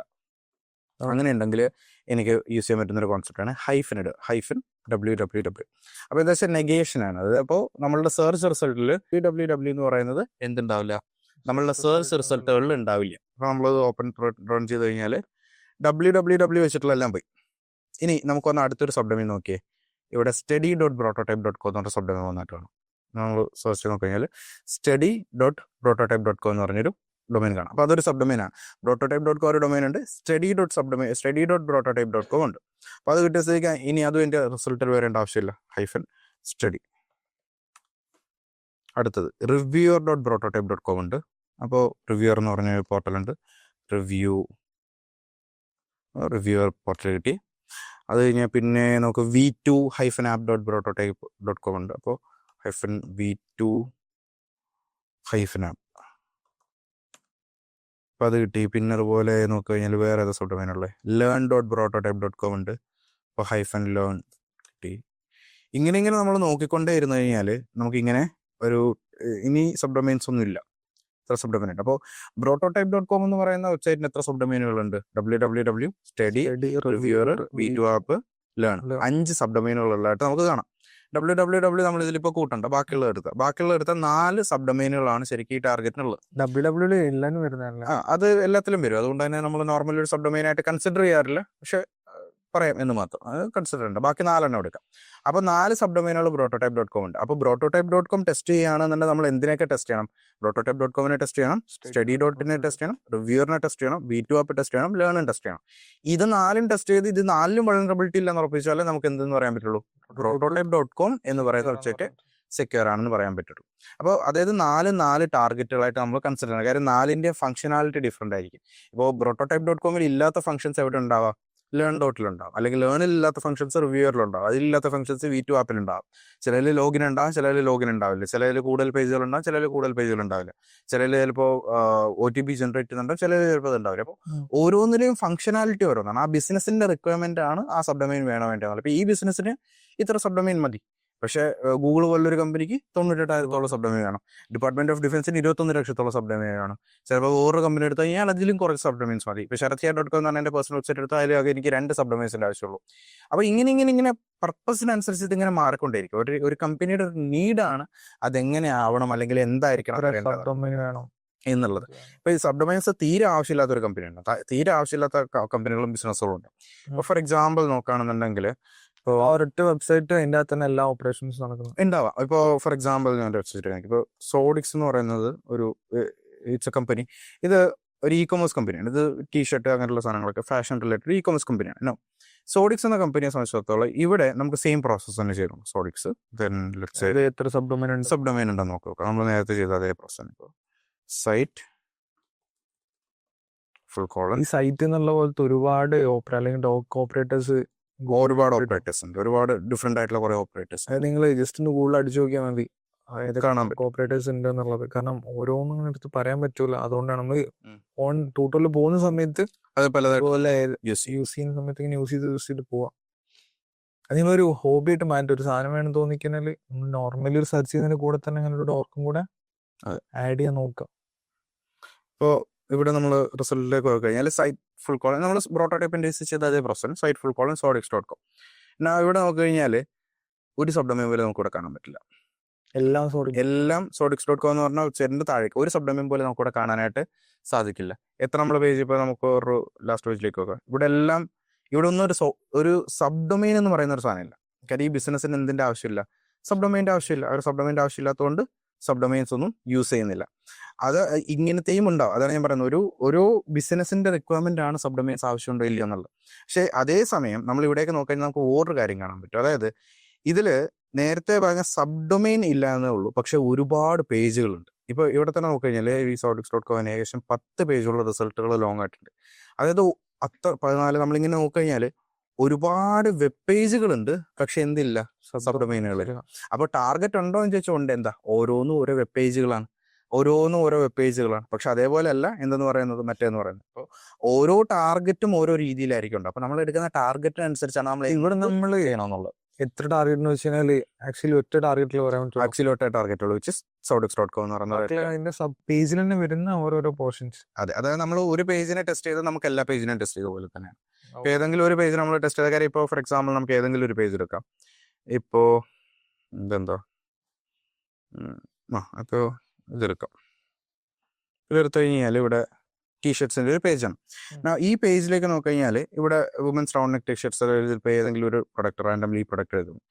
ഈ വെബ് പേജ് ഉണ്ടല്ലോ, ഈ വെബ് പേജ് നമ്മൾ ടെസ്റ്റ് ചെയ്ത് കഴിഞ്ഞാൽ നമുക്ക് കിട്ടുന്ന ഇൻഫർമേഷൻ, ഈ വെബ് പേജ് നമ്മൾ ടെസ്റ്റ് ചെയ്താൽ നമുക്ക് കിട്ടുന്ന ഇൻഫർമേഷൻസോ അല്ലെങ്കിൽ ഇതിനെ ടെസ്റ്റ് ചെയ്യുമ്പോൾ നമുക്ക് എന്തൊക്കെ വീക്ക്നെസ് കിട്ടുന്നോ അത് തന്നെ ആയിരിക്കും ഈ പർട്ടിക്കുലർ വെബ്സൈറ്റിൻ്റെ എല്ലാ പ്രൊഡക്റ്റ് പേജിലും ഉണ്ടാവുക. ഇപ്പോൾ ഈ പേജിൽ ഇങ്ങനെ ഒരു ഇൻഫർമേഷൻ അല്ലെങ്കിൽ ഈ പേജിൽ ഇങ്ങനെ ഒരു വൾനറബിലിറ്റി ഉണ്ട്, അങ്ങനെയാണെന്നുണ്ടെങ്കിൽ നമ്മൾ അത് ഈ പ്രൊഡക്റ്റിൻ്റെ പേജിൽ എടുത്തു കഴിഞ്ഞാലും അല്ലെങ്കിൽ മറ്റൊരു പ്രൊഡക്റ്റ് പേജ് എടുത്തു കഴിഞ്ഞാലും ഇതിൽ ഏത് പ്രൊഡക്റ്റ് പേജ് എടുത്താലും എന്തുണ്ടാവും, സെയിം വൾനറബിലിറ്റി. അങ്ങനെ എല്ലാം ഒറ്റ വെബ് പേജാണ്. ആ വെബ് പേജിലെ ഡാറ്റ മാത്രമാകുന്നുള്ളൂ, ഇമേജും പേരും ഒഴികെ ബാക്കിയെല്ലാം സെയിം തന്നെയാണ്, വലിയ വ്യത്യാസമൊന്നും വരുന്നില്ല. അപ്പോൾ ഇതാണ് കോൺസെപ്റ്റ് എന്ന് പറയുന്നത്. നമ്മൾ ടാർഗറ്റിനെ ടെസ്റ്റ് ചെയ്യുമ്പോൾ ഇതിങ്ങനെ മാറിക്കൊണ്ടിരിക്കും. ഇപ്പോൾ സബ് ഡൊമൈൻ ആണെന്നുണ്ടെങ്കിൽ ഇങ്ങനെയല്ല, നമ്മൾ ഒരു പേജ് ടെസ്റ്റ് ചെയ്താൽ പോരാ, നമ്മൾ ഓരോ സബ് ഡൊമൈനും ഇൻഡിവിജ്വൽ എടുത്ത് ടെസ്റ്റ് ചെയ്യണം. പക്ഷെ ഇവിടെ കമ്പനിക്ക് സബ് ഡൊമൈൻ അവർ കൂടുതൽ ആഡ് ചെയ്യുന്ന പറയുമ്പോൾ അത് അവർക്കൊണ്ട് റിസ്ക് ഫാക്ടർ ക്രിയേറ്റ് ചെയ്യുന്ന പോലെ തന്നെയല്ലേ? അതെ, തീർച്ചയായിട്ടും. സബ് ഡൊമൈൻസ് കൂടുതൽ വരിക എന്ന് പറഞ്ഞാൽ കൂടുതൽ റിസ്ക് ആണ്. കാര്യം കൂടുതൽ അറ്റാക്ക് പോസിബിലിറ്റീസ് അവിടെ വന്നു. അതായത് സബ് ഡൊമൈൻസ് മാത്രമല്ല, കൂടുതൽ ഫംഗ്ഷനാലിറ്റീസ് ആഡ് ചെയ്താൽ ഇതേ പ്രശ്നങ്ങളുണ്ട്. ഇപ്പോൾ ഫംഗ്ഷനാലിറ്റീസ് എത്രത്തോളം ആഡ് ചെയ്യുന്നു അത്രത്തോളം പോസിബിൾ എൻ പോയിന്റുകൾ അല്ലെങ്കിൽ പോസിബിൾ അറ്റാക്ക് പോയിന്റ്സ് അവിടെ ഉണ്ട്. ഇപ്പൊ നമ്മളിപ്പോ ഒരു സബ് ഡൊമൈൻസ് എന്ന് പറഞ്ഞാൽ കുറച്ചും കൂടെ അതായത് ഒരു ഫംഗ്ഷനാലിറ്റി ആണ് ശരിക്കും വൾണറബിൾ ആവുക. അതായത് ഒരു വെബ്സൈറ്റ് എന്ന് പറയുന്നത് വെബ്സൈറ്റ് ഇറ്റ്സെൽഫ് അല്ല വൾണറബിൾ, അത് ആ വെബ്സൈറ്റിൽ റൺ ചെയ്യുന്ന ഫംഗ്ഷനാലിറ്റി ആണ് എപ്പോഴും വൾണറബിൾ എന്ന് പറയുന്നത്. അപ്പോൾ എന്ത് ഫംഗ്ഷനാലിറ്റി ആണോ അവിടെ കൂടുതൽ വരുന്നത് അതിലെല്ലാം ഓരോരോ അറ്റാക്ക് പോയിന്റുകൾ വന്നുകൊണ്ടേയിരിക്കും. ഇപ്പോൾ ഫോർ എക്സാമ്പിൾ നമ്മളുടെ പ്രോട്ടോടൈപ്പിന്റെ വെബ്സൈറ്റ് ഒന്ന് എടുക്കാം. prototype.co എടുത്തു കഴിഞ്ഞാൽ ഇതിലുള്ള കുറേ ഫംഗ്ഷനാലിറ്റീസ് ഉണ്ടാവും. ഇപ്പോൾ ഫോർ എക്സാമ്പിൾ നമ്മളിവിടെ നോക്കിക്കഴിഞ്ഞാൽ ഇവിടെ എന്താ ഫംഗ്ഷനാലിറ്റി ഉണ്ടാവും, ഹോം ഇവിടെ ഒരു ഫോം ഫില്ല് ചെയ്യാൻ വരുന്നുണ്ട്. അപ്പോൾ ഈ ഫോം ഫില്ല് ചെയ്യുക എന്ന് പറയുന്നത് ഒരു ഫംഗ്ഷനാലിറ്റിയാണ്. ഈ ഫംഗ്ഷനാലിറ്റിയിൽ എന്തെങ്കിലും വൾനറബിലിറ്റി ഉണ്ടാവാതിരിക്കാം. അപ്പോൾ അതൊരു ഫംഗ്ഷനാലിറ്റിയാണ്. അവിടെ ഒരു ഫംഗ്ഷനാലിറ്റിയിൽ നമ്മൾ എന്ത് ചെയ്യുന്നു, അറ്റാക്ക് ട്രൈ ചെയ്ത് നോക്കാം. പിന്നെ അതേപോലെ തന്നെ അടുത്തൊരു പേജ് എടുത്തു കഴിഞ്ഞാൽ എനിക്കിപ്പോൾ എന്താ, I am from N IT background, form fill ചെയ്യാനാണ്. പിന്നെ നമുക്കിവിടെ വരുന്നെങ്കിൽ പിന്നെ കുറേ വീഡിയോസാണ്. ഇവിടെ പ്രത്യേകിച്ചൊന്നും വരുന്നില്ല. പക്ഷേ നമുക്ക് എന്ത് കിട്ടിയിട്ടുണ്ടായിരുന്നു, സബ് ഡൊമൈനുകൾ കിട്ടിയിട്ടുണ്ടായിരുന്നു അല്ലേ? നമ്മളെ സബ് ഡൊമൈൻസ് എടുത്തു കഴിഞ്ഞാൽ നമ്മുടെ LMS പ്ലാറ്റ്ഫോം എടുക്കാം, learn.prototype.com. ഇതെടുത്തു കഴിഞ്ഞാൽ എനിക്കവിടെ നമ്പർ കൊടുക്കാം. റൈറ്റ്, നമ്പർ കൊടുക്കുക എന്ന് പറയുന്ന നമ്പർ കൊടുക്കുക. ഞാൻ എൻ്റെ നമ്പർ ഒന്ന് കൊടുക്കുകയാണ്. അപ്പോൾ എൻ്റെ ഡീറ്റെയിൽസ് ചോദിക്കും, ഞാൻ ഡീറ്റെയിൽസ് കൊടുക്കുന്നു. എന്നിട്ട് ഒരു OTP അയക്കാൻ പറയുന്നുണ്ട്. അപ്പോൾ OTP അയക്കുക എന്ന് പറയുന്ന ഒരു ഫംഗ്ഷനാലിറ്റി അവിടെ വന്നു. അപ്പോൾ OTP അയക്കുക എന്ന് പറയുന്ന ഫംഗ്ഷനാലിറ്റി എന്ന് പറയുമ്പോൾ അവിടെ എന്തെങ്കിലും വൾനറബിലിറ്റി ഉണ്ടെങ്കിൽ എനിക്ക് അവിടെ വൾനറബിലിറ്റി ട്രൈ ചെയ്യാം. അപ്പോൾ OTP വെച്ചിട്ടുള്ള ഒരു വൾനറബിലിറ്റിയാണ് നോ റേറ്റ് ലിമിറ്റിംഗ് എന്ന് പറഞ്ഞിട്ട് വൾനറബിലിറ്റി ഉണ്ട്. അതായത് കണ്ടിന്യൂസ്ലി OTPs അയക്കുക. ഇപ്പോൾ ഒരു 10,000 OTP 20,000 OTP ഒക്കെ അയക്കാൻ പറ്റുന്നതാണ് ഈ നോ റേറ്റ് ലിമിറ്റിംഗ് വൾനറബിലിറ്റീസ് എന്ന് പറയുന്നത്. അങ്ങനെയുള്ള വൾനറബിലിറ്റി ഉണ്ട്. അപ്പോൾ ഇതൊക്കെ നമ്മൾ നമ്മളിപ്പോൾ ഇതിൽ LMS രജിസ്റ്റർ ചെയ്യണം. അതായത് ഒരു ഹാക്കർക്ക് ആണെങ്കിൽ അൺലിമിറ്റഡ് OTP, അതായത് ആ ഒരു സെർവറിലോട്ട് റിക്വസ്റ്റ് വന്നുകൊണ്ടേയിരിക്കും. അതെ, അപ്പോൾ എന്താ വെച്ചാൽ ഇപ്പോൾ ഒരു OTP അയക്കുന്നതിന് എന്തെങ്കിലും ഒരു സർവീസ് ഇവിടെ ബാക്കെൻഡിൽ യൂസ് ചെയ്യുന്നുണ്ട്. അപ്പോൾ ഏതെങ്കിലും ഒരു OTP അയക്കുന്ന ഒരു സർവീസ് ഉണ്ട്. ഒരു OTP 10 വയസ്സ് 20 വയസ്സൊക്കെ കോസ്റ്റ് ഉണ്ട്. ഒരു 10 വയസ്സ് 20 വയസ്സോ കോസ്റ്റ് ഉണ്ട്. ഇപ്പോൾ 10 വയസ്സ് കൂട്ടിക്കോ. ഒരു OTP അയച്ചാൽ 10 പൈസ പ്രശ്നമില്ല. 10 OTP അയച്ചു കഴിഞ്ഞാൽ 100 പൈസ, അതൊന്നും പ്രശ്നമില്ല. ഇതിങ്ങനെ ഒരു 1 ലക്ഷം OTP അയച്ചാൽ കമ്പനിക്ക് ഇങ്ങനെ ഒരു ലക്ഷം OTP ആണ് അയക്കുന്നതെങ്കിൽ ഒരു OTP 10 പൈസ വെച്ചിട്ട് 1 ലക്ഷം OTP അയച്ചു കഴിഞ്ഞാൽ കമ്പനിക്ക് എത്ര രൂപ നഷ്ടമുണ്ടോ? അങ്ങനെ ഒരു 10 ലക്ഷം OTP അയച്ചു കഴിഞ്ഞാൽ കമ്പനിക്ക് എത്ര രൂപ നഷ്ടമുണ്ട്? വേറെ പ്രശ്നം വരുന്നത് ഇന്ത്യ നമ്മൾ ആ എമൗണ്ട് ഉള്ളൂ. അബ്രോഡ് കൺട്രീസ് ആണെങ്കിൽ കുറച്ചുകൂടെ കൂടും, 35, 39 അത്രയും രൂപയിൽ. അതേപോലെ അതൊരു സൈഡ്, കമ്പനിക്ക് ഉണ്ടാകുന്ന ഫിനാൻഷ്യൽ ഇഷ്യൂ എന്ന് പറയുന്ന ഒരു സൈഡ്. രണ്ടാമത്തെ സൈഡ് ഒന്ന് ആലോചിച്ച് നോക്കുക. ഒരു സ്റ്റുഡന്റ് OTP റിക്വസ്റ്റ് ചെയ്തു, അയാളുടെ നമ്പറിലേക്ക് ഒരു OTP കാരൻ 10,000 OTP രാവിലെ തൊട്ട് വൈകുന്നേരം വരെ വന്നുകൊണ്ടിരിക്കുന്നു. സ്വാഭാവികമായിട്ട് സ്റ്റുഡന്റിന് എന്ത് തോന്നും? പ്രോട്ടോടൈപ്പിനോട് ഒരു ദേഷ്യം തോന്നും. അല്ലെങ്കിൽ കാര്യം നമ്മൾ അനോവ് ചെയ്യുന്ന എന്താണ്? ആ കമ്പനിയാണ്. എന്നിട്ട് അത് ആ കമ്പനിയുടെ എന്തിനെ ബാധിക്കാം? റെപ്യൂട്ടേഷനെ ബാധിക്കാം, ഗുഡ് വില്ലിനെ ബാധിക്കാം. അതായത് ഒരു ഫിനാൻഷ്യൽ നഷ്ടം മാത്രമല്ല ഇത് ഉണ്ടാക്കാൻ സാധ്യതയുള്ള, അതേസമയം കമ്പനിയുടെ റെപ്യൂട്ടേഷനെ ഡാമേജ് ചെയ്യാനും ഒരു സാധ്യതയുള്ള സാധനമാണ്. അപ്പൊ ഇപ്പൊ ഈ ഫംഗ്ഷനാലിറ്റി ഉള്ളത് കൊണ്ടാണ് അറ്റാക്ക് പോസിബിൾ ആയിട്ടുള്ളത്. ഇങ്ങനെ ഒരു OTP അയക്കുന്ന ഫംഗ്ഷനാലിറ്റി കൂടി ഇല്ലെങ്കിലോ എനിക്ക് അറ്റാക്ക് ചെയ്യാൻ പറ്റില്ലല്ലോ. ഫോൺ നമ്പർ അടിക്കുക, പാസ്വേഡ് അടിക്കുക അങ്ങനെ ആയിരുന്നെങ്കിൽ എനിക്ക് ഇപ്പൊ ഞാൻ ഈ പറഞ്ഞ അറ്റാക്ക് പെർഫോം ചെയ്യാൻ പറ്റില്ല. പക്ഷെ എന്നതോ ആ അറ്റാക്ക് അവിടെ സാധ്യത ഉള്ളതുകൊണ്ട് നമുക്ക് ഈ സർവീസ് അവിടെ ഒക്കാതിരിക്കാനും പറ്റില്ല, അത് വേറൊരു കാര്യമാണ്. പക്ഷെ ഞാൻ പറഞ്ഞത് അങ്ങനെ ഒരു ഫംഗ്ഷനാലിറ്റി ഉള്ളത് കൊണ്ടാണ് അങ്ങനത്തെ അറ്റാക്ക് പോസിബിലിറ്റി ഉള്ളത്. അപ്പൊ അങ്ങനെ പല ഡിഫറെന്റ് ആയിട്ടുള്ള പല ഫംഗ്ഷനാലിറ്റീസ് ഉണ്ടെങ്കിൽ എനിക്ക് പല അറ്റാക്ക് പോസിബിലിറ്റീസ് ഉണ്ട്. ഫംഗ്ഷനാലിറ്റി കൂടുമ്പോഴും സബ് ഡൊമൈൻ കൂടുമ്പോഴും അറ്റാക്കിനുള്ള സാധ്യതയും കൂടും. അപ്പോൾ ഫംഗ്ഷനാലിറ്റി എത്രത്തോളം കൂടുന്നു എന്നുള്ളത് മാത്രമാണ്. പക്ഷെ അത് നമ്മളുടെ നീഡിനനുസരിച്ചുള്ള ഫംഗ്ഷനാലിറ്റീസ് നമ്മൾ വെച്ചേ പറ്റുള്ളൂ. ഇപ്പോൾ ഇവിടെ OTP അയച്ചില്ല എന്നുണ്ടെങ്കിൽ അവസ്ഥ ഒന്ന് ആലോചിച്ച് ഓക്കെ, ആർക്കുണ്ടെങ്കിൽ എന്ത് നമ്പർ വേണമെങ്കിലും കൊടുത്തിട്ട് രജിസ്റ്റർ ചെയ്യും. നമ്പർ കറക്റ്റ് അല്ല എന്നുണ്ടെങ്കിൽ ഒരാൾക്ക് വേണമെങ്കിൽ ചുമ്മാ കുറെ അക്കൗണ്ടുകൾ ഉണ്ടാക്കണം. അങ്ങനെയുള്ള പ്രശ്നങ്ങളുണ്ട്. അപ്പോൾ അതുകൊണ്ട് തന്നെ ആ ഫംഗ്ഷനാലിറ്റി അവിടെ നീഡാണ്. അപ്പോൾ നമ്മൾ എന്ത് ചെയ്യും? നമ്മൾ ഈ പറഞ്ഞ അറ്റാക്ക് അവിടെ എക്സിസ്റ്റിംഗ് അല്ല എന്ന് ടെസ്റ്റ് ചെയ്ത് ഉറപ്പാക്കും. എക്സിസ്റ്റിംഗ് ആണ് നമ്മൾ എന്ത് ചെയ്യുക? അറ്റാക്കിനുള്ള പ്രിവെൻഷൻസ് അവിടെ വെക്കും. ഇതാണ് പെനിട്രേഷൻ ടെസ്റ്റിംഗ്. അപ്പോൾ ഇവിടെ ഈ അറ്റാക്ക് ഉണ്ടോ ഇല്ലയോ എന്ന് പറയുന്നത് നമുക്ക് ആദ്യം ഇങ്ങനെ ഫംഗ്ഷനാലിറ്റി ഉണ്ടോ ഇല്ലയോ എന്ന് പറയണം. അവിടെയാണ് നമ്മളുടെ ഇൻഫർമേഷൻ ഗ്യാതറിംഗ് വരുന്നത്. ഈ സബ് ഡൊമൈൻ ഉണ്ട് എന്ന് നമ്മൾ ഐഡന്റിഫൈ ചെയ്തതുകൊണ്ടാണ് ഇവിടെ ഇങ്ങനെ ഫംഗ്ഷനാലിറ്റി ഉണ്ടെന്ന് ഐഡന്റിഫൈ ചെയ്യാൻ പറ്റും. അതുകൊണ്ടാണ് ഇങ്ങനെ അറ്റാക്ക് പോസിബിലിറ്റി നമുക്ക് പറയാൻ പറ്റുന്നത്. ഇതാണ് അറ്റാക്ക് സർഫസ് മാപ്പിംഗ് എന്ന് പറയുന്നത്. അറ്റാക്ക് സർഫസ് മാപ്പിംഗ് എന്ന് പറഞ്ഞാൽ എന്തൊക്കെ അറ്റാക്കുകൾ പോസിബിൾ ആണ് എന്ന് നമ്മൾ കണ്ടുപിടിക്കാനാണ് അറ്റാക്ക് സർഫസ്. നമുക്ക് കിട്ടിയ ഇൻഫർമേഷൻ നമ്മൾ റെഡ്യൂസ് ചെയ്തെടുക്കുന്ന ഒരു കാര്യമാണ് എന്തൊക്കെ അറ്റാക്ക് പോസിബിലിറ്റി. ഇപ്പോൾ ഇവിടെ ഞാൻ കളക്ട് ചെയ്ത 2 ഇൻഫർമേഷനാണ് പ്രോട്ടോടൈപ്പിനെ പറ്റി. ഒന്ന് സബ് ഡൊമൈൻ കളക്ട് ചെയ്തു, 2 സബ് ഡൊമൈനിൽ കയറി നോക്കി. അപ്പോൾ സബ് ഡൊമൈൻ കളക്ട് ചെയ്തപ്പോൾ എനിക്ക് മനസ്സിലായി ഓക്കെ learn.prototype ഉണ്ട്, അതിനകത്ത് OTP അയക്കാനുള്ള ഫംഗ്ഷനാലിറ്റി ഉണ്ട്. അതിൻ്റെ അർത്ഥം എനിക്കിവിടെ നോ റേറ്റ് ലിമിറ്റിംഗ് എന്ന് പറഞ്ഞൊരു അറ്റാക്ക് ട്രൈ ചെയ്ത് നോക്കുക എന്നുള്ളതാണ്. അപ്പോൾ that gives me an opportunity. അപ്പോൾ ആ ഇൻഫർമേഷനാണ് എനിക്ക് എന്ത് തന്നത്? ഈ അറ്റാക്ക് ഉണ്ടെന്നുള്ള കറക്റ്റ് ഒരു പ്ലാനിങ് ഫേസ് എന്നൊക്കെ പറയാം. അതെ, അത് ഇൻഫർമേഷൻ ഗ്യാതറിംഗ് എന്ന് പറഞ്ഞാൽ അതാണ് നമ്മൾ അത് അറ്റാക്ക് സർഫസ് മാപ്പിംഗ് എന്ന് പറയുന്നതാണ് പ്ലാനിങ്. നമ്മൾ ഇൻഫർമേഷൻസ് കളക്ട് ചെയ്യുന്നു, ആ ഇൻഫർമേഷൻസ് വെച്ചിട്ട് ഇന്ന അറ്റാക്ക് പോസിബിലിറ്റി ഉണ്ടെന്ന് പറയുന്നു. അപ്പോൾ അപ്പോഴൊരു പോസിബിലിറ്റിയാണ്, അറ്റാക്ക് ഉണ്ടാവണം നിർബന്ധമൊന്നുമില്ല. ഇപ്പോഴും ഞാൻ പറയുന്നത് ഇപ്പോൾ ഇവിടെ OTP അയക്കാനുള്ള ഫംഗ്ഷനാലിറ്റി ഉണ്ട്, ഇങ്ങനെ അറ്റാക്ക് പോസിബിൾ ആണ്. പക്ഷേ അറ്റാക്ക് ഉണ്ടോ ഇല്ലെന്ന് ഞാൻ എങ്ങനെ അറിയും? അറ്റാക്ക് ചെയ്ത് നോക്കുക. ഞാൻ അറ്റാക്ക് ഉണ്ടോ ഇല്ലെന്ന് അറിയാനുള്ള ഏറ്റവും എളുപ്പമുള്ള വഴി എന്താ? ഞാൻ അവിടെ no rate limiting attack perform ചെയ്യുക. അറ്റാക്ക് പെർഫോം ചെയ്യുമ്പോൾ അറ്റാക്ക് സക്സസ്ഫുൾ ആവുകയാണെങ്കിൽ എൻ്റെ അർത്ഥം അവിടെ ആ വൾനറബിലിറ്റി ഉണ്ട്. അറ്റാക്ക് ഫെയിൽഡ് ആവുകയാണെങ്കിൽ അതിൻ്റെ അർത്ഥം അവിടെ വൾനറബിലിറ്റി ഇല്ല. അപ്പോൾ അതാണ് പെനിട്രേഷൻ ടെസ്റ്റിംഗ് എന്ന് പറയുന്നത്. അപ്പോൾ ഇതിൽ ഇനിഷ്യൽ ഫേസിൽ നമ്മൾ ചെയ്യുന്ന ഒരു പ്രോസസ്സാണ് ഈ അറ്റാക്ക് സർഫസ് മാപ്പിംഗ് ആണ്. ഇതേപോലെ നമുക്ക് വേറെ ഫംഗ്ഷനാലിറ്റീസ് നോക്കാം. ഇപ്പോൾ ഇവിടെ ഫോർ എക്സാമ്പിൾ ഈ OTP അയക്കുന്ന പരിപാടിയൊക്കെ ഉണ്ട്. ദെൻ അത് കഴിഞ്ഞാൽ ലോഗിൻ ചെയ്യുന്നിടത്ത് എന്തൊക്കെ ചെയ്യാം? ലോഗിൻ ചെയ്യുന്നിടത്ത് നമ്പർ കൊടുക്കുക, ദെൻ ലോഗിൻ നമ്പർ കൊടുത്താൽ അവിടെ പിന്നെ OTP അയക്കുന്നുണ്ടാവും, അല്ലെങ്കിൽ പാസ്വേഡ് അയക്കുന്നുണ്ടാവും. അങ്ങനെയുള്ള ഫംഗ്ഷനാലിറ്റീസ് ഉണ്ടാവും. ഇതേപോലെ നമ്മൾ ലോഗിൻ ചെയ്യണമെങ്കിൽ നമ്പർ അപ്പോൾ നിയാസിൻ്റെ നമ്പർ ഒന്നും കൊടുക്കും. അഗൈൻ നമ്മൾ നമ്പർ കൊടുത്തു കഴിയുമ്പോൾ അവിടെ ഒരു പിൻ വരും. ഞാൻ അപ്പോൾ ഇവിടെ പിൻ എൻ്റർ ചെയ്ത് ലോഗിൻ ചെയ്തു, എനിക്കിവിടെ കോഴ്സുകളൊക്കെ കാണാം.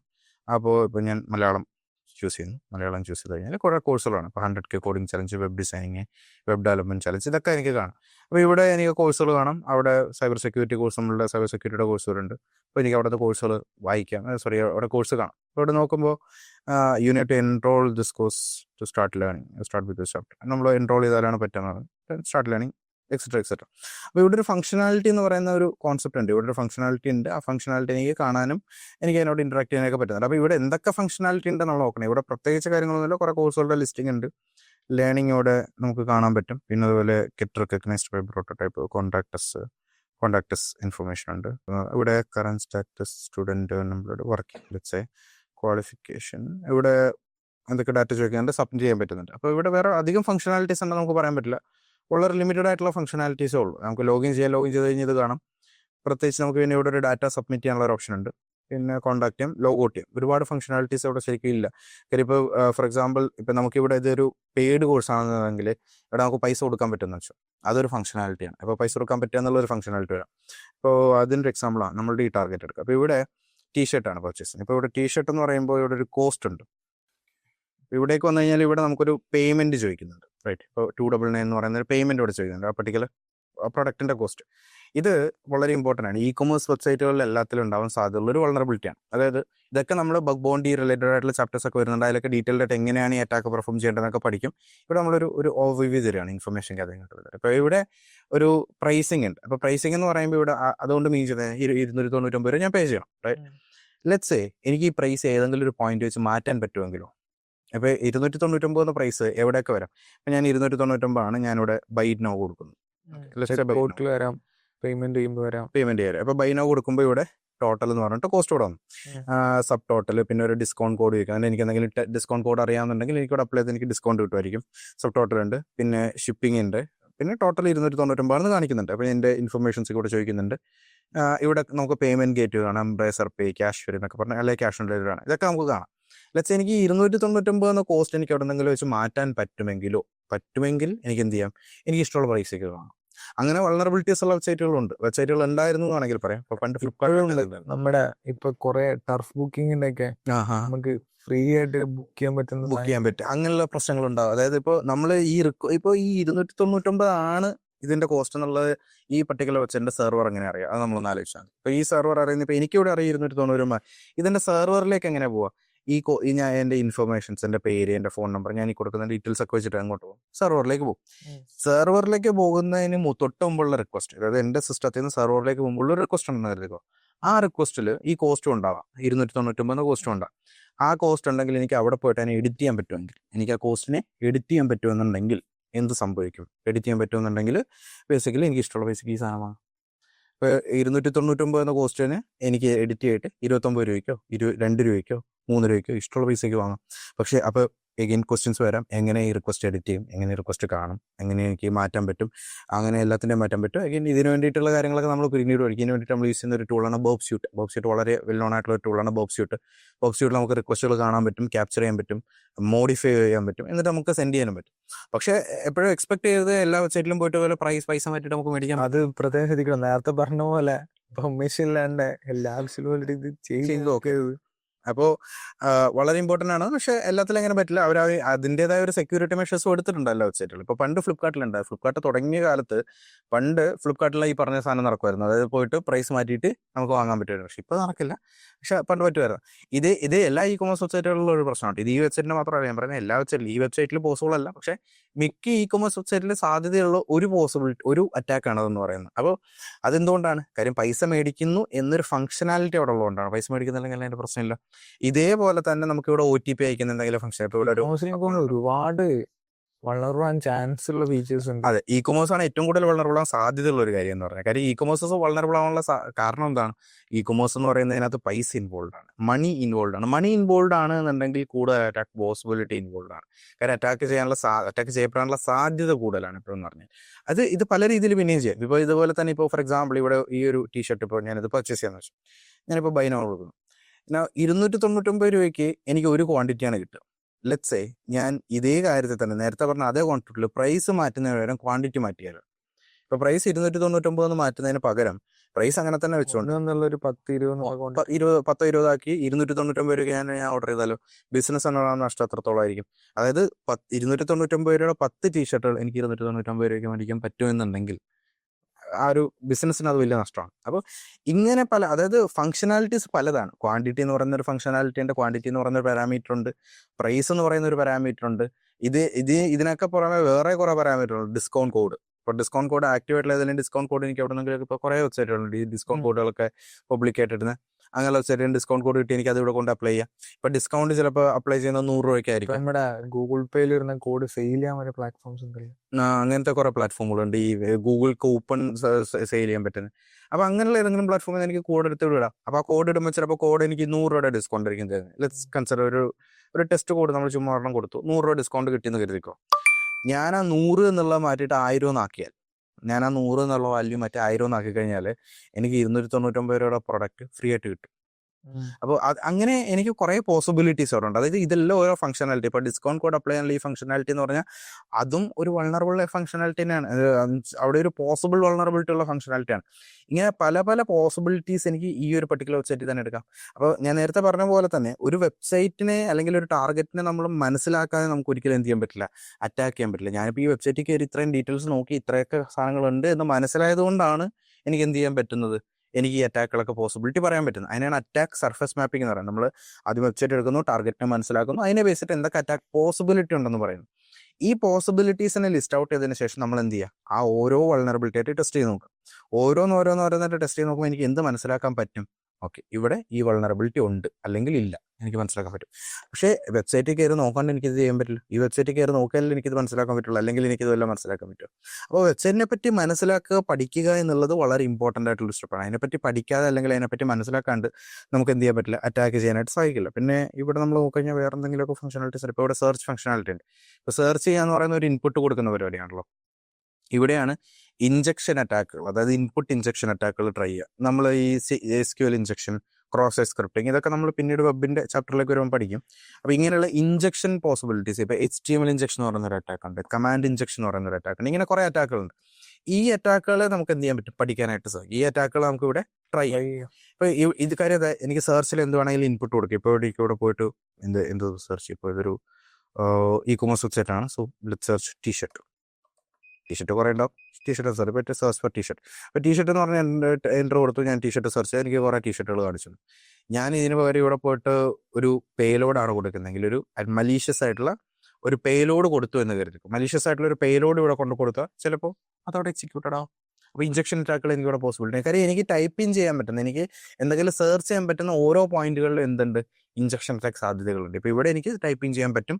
അപ്പോൾ അവിടെ ഒരു ഇഞ്ചക്ഷൻ അറ്റാക്ക് അവിടെ പോസിബിൾ ആണ്. ഇങ്ങനെ നമ്മൾ ഒരു വെബ്സൈറ്റ് എടുത്ത വെബ്സൈറ്റിൻ്റെ പല ഫംഗ്ഷനാലിറ്റീസിനെ ഓരോന്നായിട്ട് നോക്കിയാൽ മാത്രം നമുക്ക് എന്ത് ചെയ്യാൻ പറ്റുള്ളൂ, അവിടെ ഒരു അറ്റാക്ക് ഉണ്ടോ അറ്റാക്ക് ഇല്ലയോ എന്ന് മനസ്സിലാക്കാനായിട്ട് സാധിക്കുള്ളൂ. അല്ലാണ്ട് നമുക്കത് മനസ്സിലാക്കാൻ സാധിക്കണം എന്നില്ല. സോ അതാണ് നമ്മൾ സബ് ഡൊമൈൻ നോക്കണം. അതെല്ലാം വെബ്സൈറ്റ് ആണെങ്കിൽ അതിൻ്റെ അകത്തുള്ള ഫീച്ചേഴ്സ് ഓരോന്നും 1 by 1, അതെ 1 by 1 ആയിട്ട് നോക്കും. ഏതൊക്കെ അറ്റാക്സ് നമുക്ക് പോസിബിൾ ആവാൻ പറ്റും, ഇതൊക്കെ ചാൻസസ് ഉണ്ട് അതിൻ്റെ അകത്ത് ചെക്ക് ചെയ്തിട്ട് വേണം പിന്നെ നമ്മൾ അറ്റാക്ക് ചെയ്ത് തുടങ്ങാം. അതെ, അറ്റാക്ക് ചെയ്യുന്നതിന് മുമ്പ് നമ്മളിത് നോക്കണം. അതാണ് ഇൻഫർമേഷൻ ഗ്യാതറിംഗ് എന്ന് പറയുന്നത്. നമ്മൾ ആ ടാർഗറ്റിനെ പറ്റി പഠിക്കുക, മാക്സിമം പഠിക്കുക. ആ ടാർഗറ്റിൽ എന്തൊക്കെ ഉണ്ടാവും, എന്തൊക്കെ കിട്ടാം എന്ന് മാക്സിമം ആ ടാർഗറ്റിനെ പറ്റി പഠിക്കുക എന്നുള്ളതാണ് നമ്മളുടെ ജോലി എന്ന് പറയുന്നത്. അത് പഠിച്ചാലാണ് നമുക്ക് അതിനനുസരിച്ചുള്ള അറ്റാക്കുകൾ ഡിഡ്യൂസ് ചെയ്തെടുക്കാനായിട്ട് സാധിക്കുക. അവിടെ നമ്മൾ യൂസ് ചെയ്യുന്ന ഒരു കാര്യമാണിത്. ഇനി രണ്ടാമത്തെ കാര്യം എന്ന് പറയുന്നത്, ഇപ്പോൾ നല്ല ഈ വെബ്സൈറ്റ് നമുക്ക് ഡീറ്റെയിൽ ആയിട്ട് നോക്കണമെന്നുണ്ടെങ്കിൽ എനിക്ക് ഈ വെബ്സൈറ്റിൻ്റെ രജിസ്ട്രേഷൻ ഇൻഫർമേഷൻ കിട്ടണം. അതായത് രജിസ്റ്റർ ചെയ്ത ആൾക്കാരെ, എനിക്കിത് ഏത് കമ്പനിയുടെയാണ്, മീൻസ് ഏത് കമ്പനിയുടെയാണ് ഈ വെബ്സൈറ്റ്, ആർക്കാണ് രജിസ്റ്റർ ആയിട്ടുള്ളത്, ഇങ്ങനെയുള്ള ഇൻഫർമേഷൻ. ഈ ഡൊമൈൻ ആരുടെ പേരിലാണ് എന്ന് എനിക്കറിയണമെന്ന് വെച്ചാൽ അതിന് വേണ്ടിയിട്ടാണ് കമ്പനിയുടെ ഡീറ്റെയിൽസ്. കമ്പനിയുടെ ഡീറ്റെയിൽസ് ആണ് ഈ ഡൊമൈൻ്റെ ഡീറ്റെയിൽസ്. ഇപ്പോൾ sodix.com എന്ന് പറയുന്നതാണല്ലോ നമ്മളുടെ ഡൊമൈൻ. ഈ ഡൊമൈൻ ഇപ്പോൾ ഇതാണ് നമ്മളുടെ വെബ്സൈറ്റ്. ഈ വെബ്സൈറ്റിനെ പറ്റി ഇത് ആരുടെ പേരിലാണ്, ഇത് ഏത് കമ്പനിയുടെ പേരിലാണ്, ഇത് എപ്പോൾ രജിസ്റ്റർ ചെയ്താണ്, ഇത് എങ്ങനെയാണ് രജിസ്റ്റർ ചെയ്തിരിക്കുന്നത് എന്നുള്ള ഇൻഫർമേഷൻസ് ഒക്കെ കളക്ട് ചെയ്യണമെന്ന് വെച്ചാൽ, അങ്ങനെ കളക്ട് ചെയ്യണമെന്നുണ്ടെങ്കിൽ നമ്മൾ യൂസ് ചെയ്യുന്ന ഒരു റിസോഴ്സാണ് whois.com. ഇതാണ് whois.com. whois വളരെ വെൽ നോൺ ആണ്. whois രജിസ്ട്രി എന്ന് പറയുന്നത്, അതായത് ഓരോ ഡൊമൈനിൻ്റെയും ഡൊമൈൻ്റെ രജിസ്ട്രേഷൻ ഇൻഫർമേഷൻ, ഡൊമൈൻ എന്ന് രജിസ്റ്റർ ചെയ്തു, ആരുടെ പേരിൽ രജിസ്റ്റർ ചെയ്തു, ആരാണ് ഇതിൻ്റെ രജിസ്ട്രാർ, എത്ര ദിവസം പഴക്കമുണ്ട്, ഇങ്ങനെയുള്ള ഇൻഫർമേഷൻസ് ഒക്കെ. ഇപ്പോൾ നമ്മൾ ഇതിനെ യൂസ് ചെയ്യുന്നത് എങ്ങനെയാണെന്ന് വെച്ച് കഴിഞ്ഞാൽ റെപ്യൂട്ടേഷൻ ചെക്ക് ചെയ്യാനെന്ന് പറയും. ഇപ്പോൾ നമ്മൾക്കൊരു വെബ്സൈറ്റ് സ്കാം ആണോ അല്ലയോ എന്ന് അറിയാനുള്ള ഒരു വഴിയാണ്. ഇപ്പോൾ ഫോർ എക്സാമ്പിൾ ഒരു വെബ്സൈറ്റ് സ്കാം ആണെന്നുണ്ടെങ്കിൽ ഒരുപാട് ഓൾഡ് ആവണമെന്നില്ല, അത് ചിലപ്പോൾ വെൽ നോൺ ആയിട്ടുള്ള ഒരു രജിസ്ട്രാറിലായിരിക്കും രജിസ്റ്റർ. അപ്പോൾ നമുക്കിങ്ങനെ റെപ്യൂട്ടേഷൻ ചെക്ക് ചെയ്യാനായിട്ടൊക്കെ നമ്മൾ രജിസ്ട്രേഷൻ ഇൻഫർമേഷൻ എടുത്ത് നോക്കാറുണ്ട്. ഇപ്പോൾ ഫോർ എക്സാമ്പിൾ നമ്മൾ നോക്കുകയാണെന്നുണ്ടെങ്കിൽ ഇപ്പോൾ ഇവിടെ whois, ഇതാണ് ഞാൻ ഏറ്റവും കൂടുതൽ പ്രിഫർ ചെയ്യുന്ന വെബ്സൈറ്റ്. ഇത് തന്നെ നോക്കണമെന്നില്ല, whois പല രീതിയിൽ ചെക്ക് ചെയ്യാം. ഇതാണ് whois.domain tools എന്ന് പറയുന്ന ഒരു വെബ്സൈറ്റ്. ഇത് വളരെ ഞാൻ യൂസ് ചെയ്യുന്നതാണ്, വളരെ നല്ലൊരു വെബ്സൈറ്റാണ്. ഇവിടെ വരിക, ഈ വെബ്സൈറ്റ് എടുത്തിട്ട് whois.domaintools.com എടുക്കുക. ഇവിടെ നമ്മളുടെ ടാർഗറ്റിനെ കൊടുക്കുക. ഇപ്പോൾ sodix.com എന്നുള്ളതാണ് എൻ്റെ ടാർഗറ്റ്. ഞാനിവിടെ സെർച്ച് ചെയ്യുന്നു. Then I am not a robot. അപ്പോൾ എനിക്ക് ഇത് ആരുടെ പേരിലാണ് രജിസ്റ്റർ ആയിരിക്കുന്നത് ഇൻഫർമേഷൻ കിട്ടും. ഇത് എവിടെയാണ് രജിസ്റ്റർ ആയിരിക്കുന്നത്, സ്ക്വയർ സ്പേസ് ഡൊമൈൻ LLC എന്ന് പറയുന്നതാണ് രജിസ്റ്റർ. ഇപ്പോൾ സ്ക്വയർ സ്പേസ് ഡൊമൈൻസ് എന്ന് പറയുന്ന ഒരു ഡൊമൈൻ പ്രൊവൈഡറുടെ നിന്നാണ് ഇത് പർച്ചേസ് ചെയ്യണം. അപ്പോൾ സ്ക്വയർ സ്പേസ് ഡൊമൈൻസ് ആരുടെയാണെന്ന് നോക്കിയോ. സ്ക്വയർ സ്പേസ് ഡൊമൈൻസ് നോക്കിക്കഴിഞ്ഞാൽ സ്ക്വയർ സ്പേസ്, ഇതാണ് സ്ക്വയർ സ്പേസ് ഡൊമൈൻ എന്ന് പറയുന്നത്. നമുക്ക് ഇതിൽ നിന്ന് ആർക്കാണെങ്കിലും ഡൊമൈൻ പർച്ചേസ് ചെയ്യാൻ പറ്റുന്ന ഒരു വെബ്സൈറ്റ്. നമ്മളുടെ GoDaddy നമ്മൾ ആ ഇത് കഴിഞ്ഞ് ഇപ്പോൾ broadaddy.com എന്നുള്ള broadaddy എന്നുള്ള ഡൊമൈൻ പർച്ചേസ് ചെയ്യാം. ഐ മീൻ ഇപ്പം നേരത്തെ നോക്കിയുള്ള, ഇപ്പം നമ്മൾ നോക്കിയുള്ള വെബ്സൈറ്റിന്റെ ടീഷർട്ട് സെയിൽ ചെയ്യുന്ന ഒരു പേര് sodix.com. ആ ഡൊമൈൻ, അതാണ് ഡൊമൈൻ എന്ന് പറഞ്ഞാൽ sodix.com എന്നാണ് ഡൊമൈൻ എന്ന് പറഞ്ഞാൽ. ആ ഡൊമൈൻ ആരുടെ നിന്ന് മേടിച്ചു, അല്ലെങ്കിൽ എവിടെ നിന്ന് മേടിച്ചു, എപ്പോൾ മേടിച്ചു, ഇങ്ങനെയുള്ള ഇൻഫർമേഷൻസ്. ഇത് മേടിച്ചിട്ടുള്ള ആ ഡൊമൈൻ മേടിച്ചിട്ടുള്ളത് സ്ക്വയർ സ്പേസ് ഡൊമൈൻസിൽ നിന്നാണ് കാണാം. സ്ക്വയർ സ്പേസ് എന്ന് പറഞ്ഞാൽ നമുക്ക് നോർമൽ ഗോഡാഡി ഒക്കെ എന്തെങ്കിലും കേട്ടിട്ടുണ്ടാകും, ഗോഡാഡി പോലുള്ള നമുക്ക് ഡൊമൈൻ പർച്ചേസ് ചെയ്യാൻ പറ്റും സാർ. ഇപ്പോൾ സ്ക്വയർ സ്പേസ് എന്ന് പറഞ്ഞ ഒരു ഡൊമൈനിൽ നിന്നാണ്, ഇവിടെ നിന്നാണ് ഈ പർട്ടിക്കുലർ രജിസ്ട്രാറിൻ്റെ കയ്യിൽ നിന്നാണ് ഇത് വാങ്ങിയത് നമുക്ക് മനസ്സിലാവും. നമ്മൾ ഇൻ്റർനെറ്റിനെ പറ്റിയുള്ള വീഡിയോയിൽ അയാനെ പറ്റിയും അയക്കാനെ പറ്റിയൊക്കെ ഒരു വീഡിയോ ഉണ്ട് നമ്മൾ ഇൻ്റർനെറ്റിനെ പറ്റി പറയുന്നത്. ഈ അയാനെ അയക്കാനെന്ന ഓർഗനൈസേഷനാണ് ശരിക്കും ഡൊമൈൻ നെയിമൊക്കെ നമുക്ക് കിട്ടുന്നത്, പ്രൊവൈഡ് ചെയ്യുന്നത്. അപ്പോൾ ഇതിൽ ഈ ഐക്യാൻ്റെ കയ്യിൽ നിന്ന് പർച്ചേസ് ചെയ്യുന്നതെന്ന് പറഞ്ഞാൽ ഏതൊരു ഡൊമൈൻ പർച്ചേസ് നമ്മൾ ഐക്യാൻ്റെ ഫീസ് കൊടുക്കും. ഇത് നമ്മൾക്ക് തരുന്ന ആൾ, നമ്മളുടെ ഇന്റർനെറ്റ് നമുക്ക് തരുന്ന കമ്പനീസ്, ഇപ്പോൾ എയർടെൽ ജിയോ പോലുള്ള കമ്പനി നമ്മൾ ISP എന്ന് വിളിക്കുമല്ലോ, ഇന്റർനെറ്റ് സർവീസ് പ്രൊവൈഡർ എന്ന് വിളിക്കല്ലോ.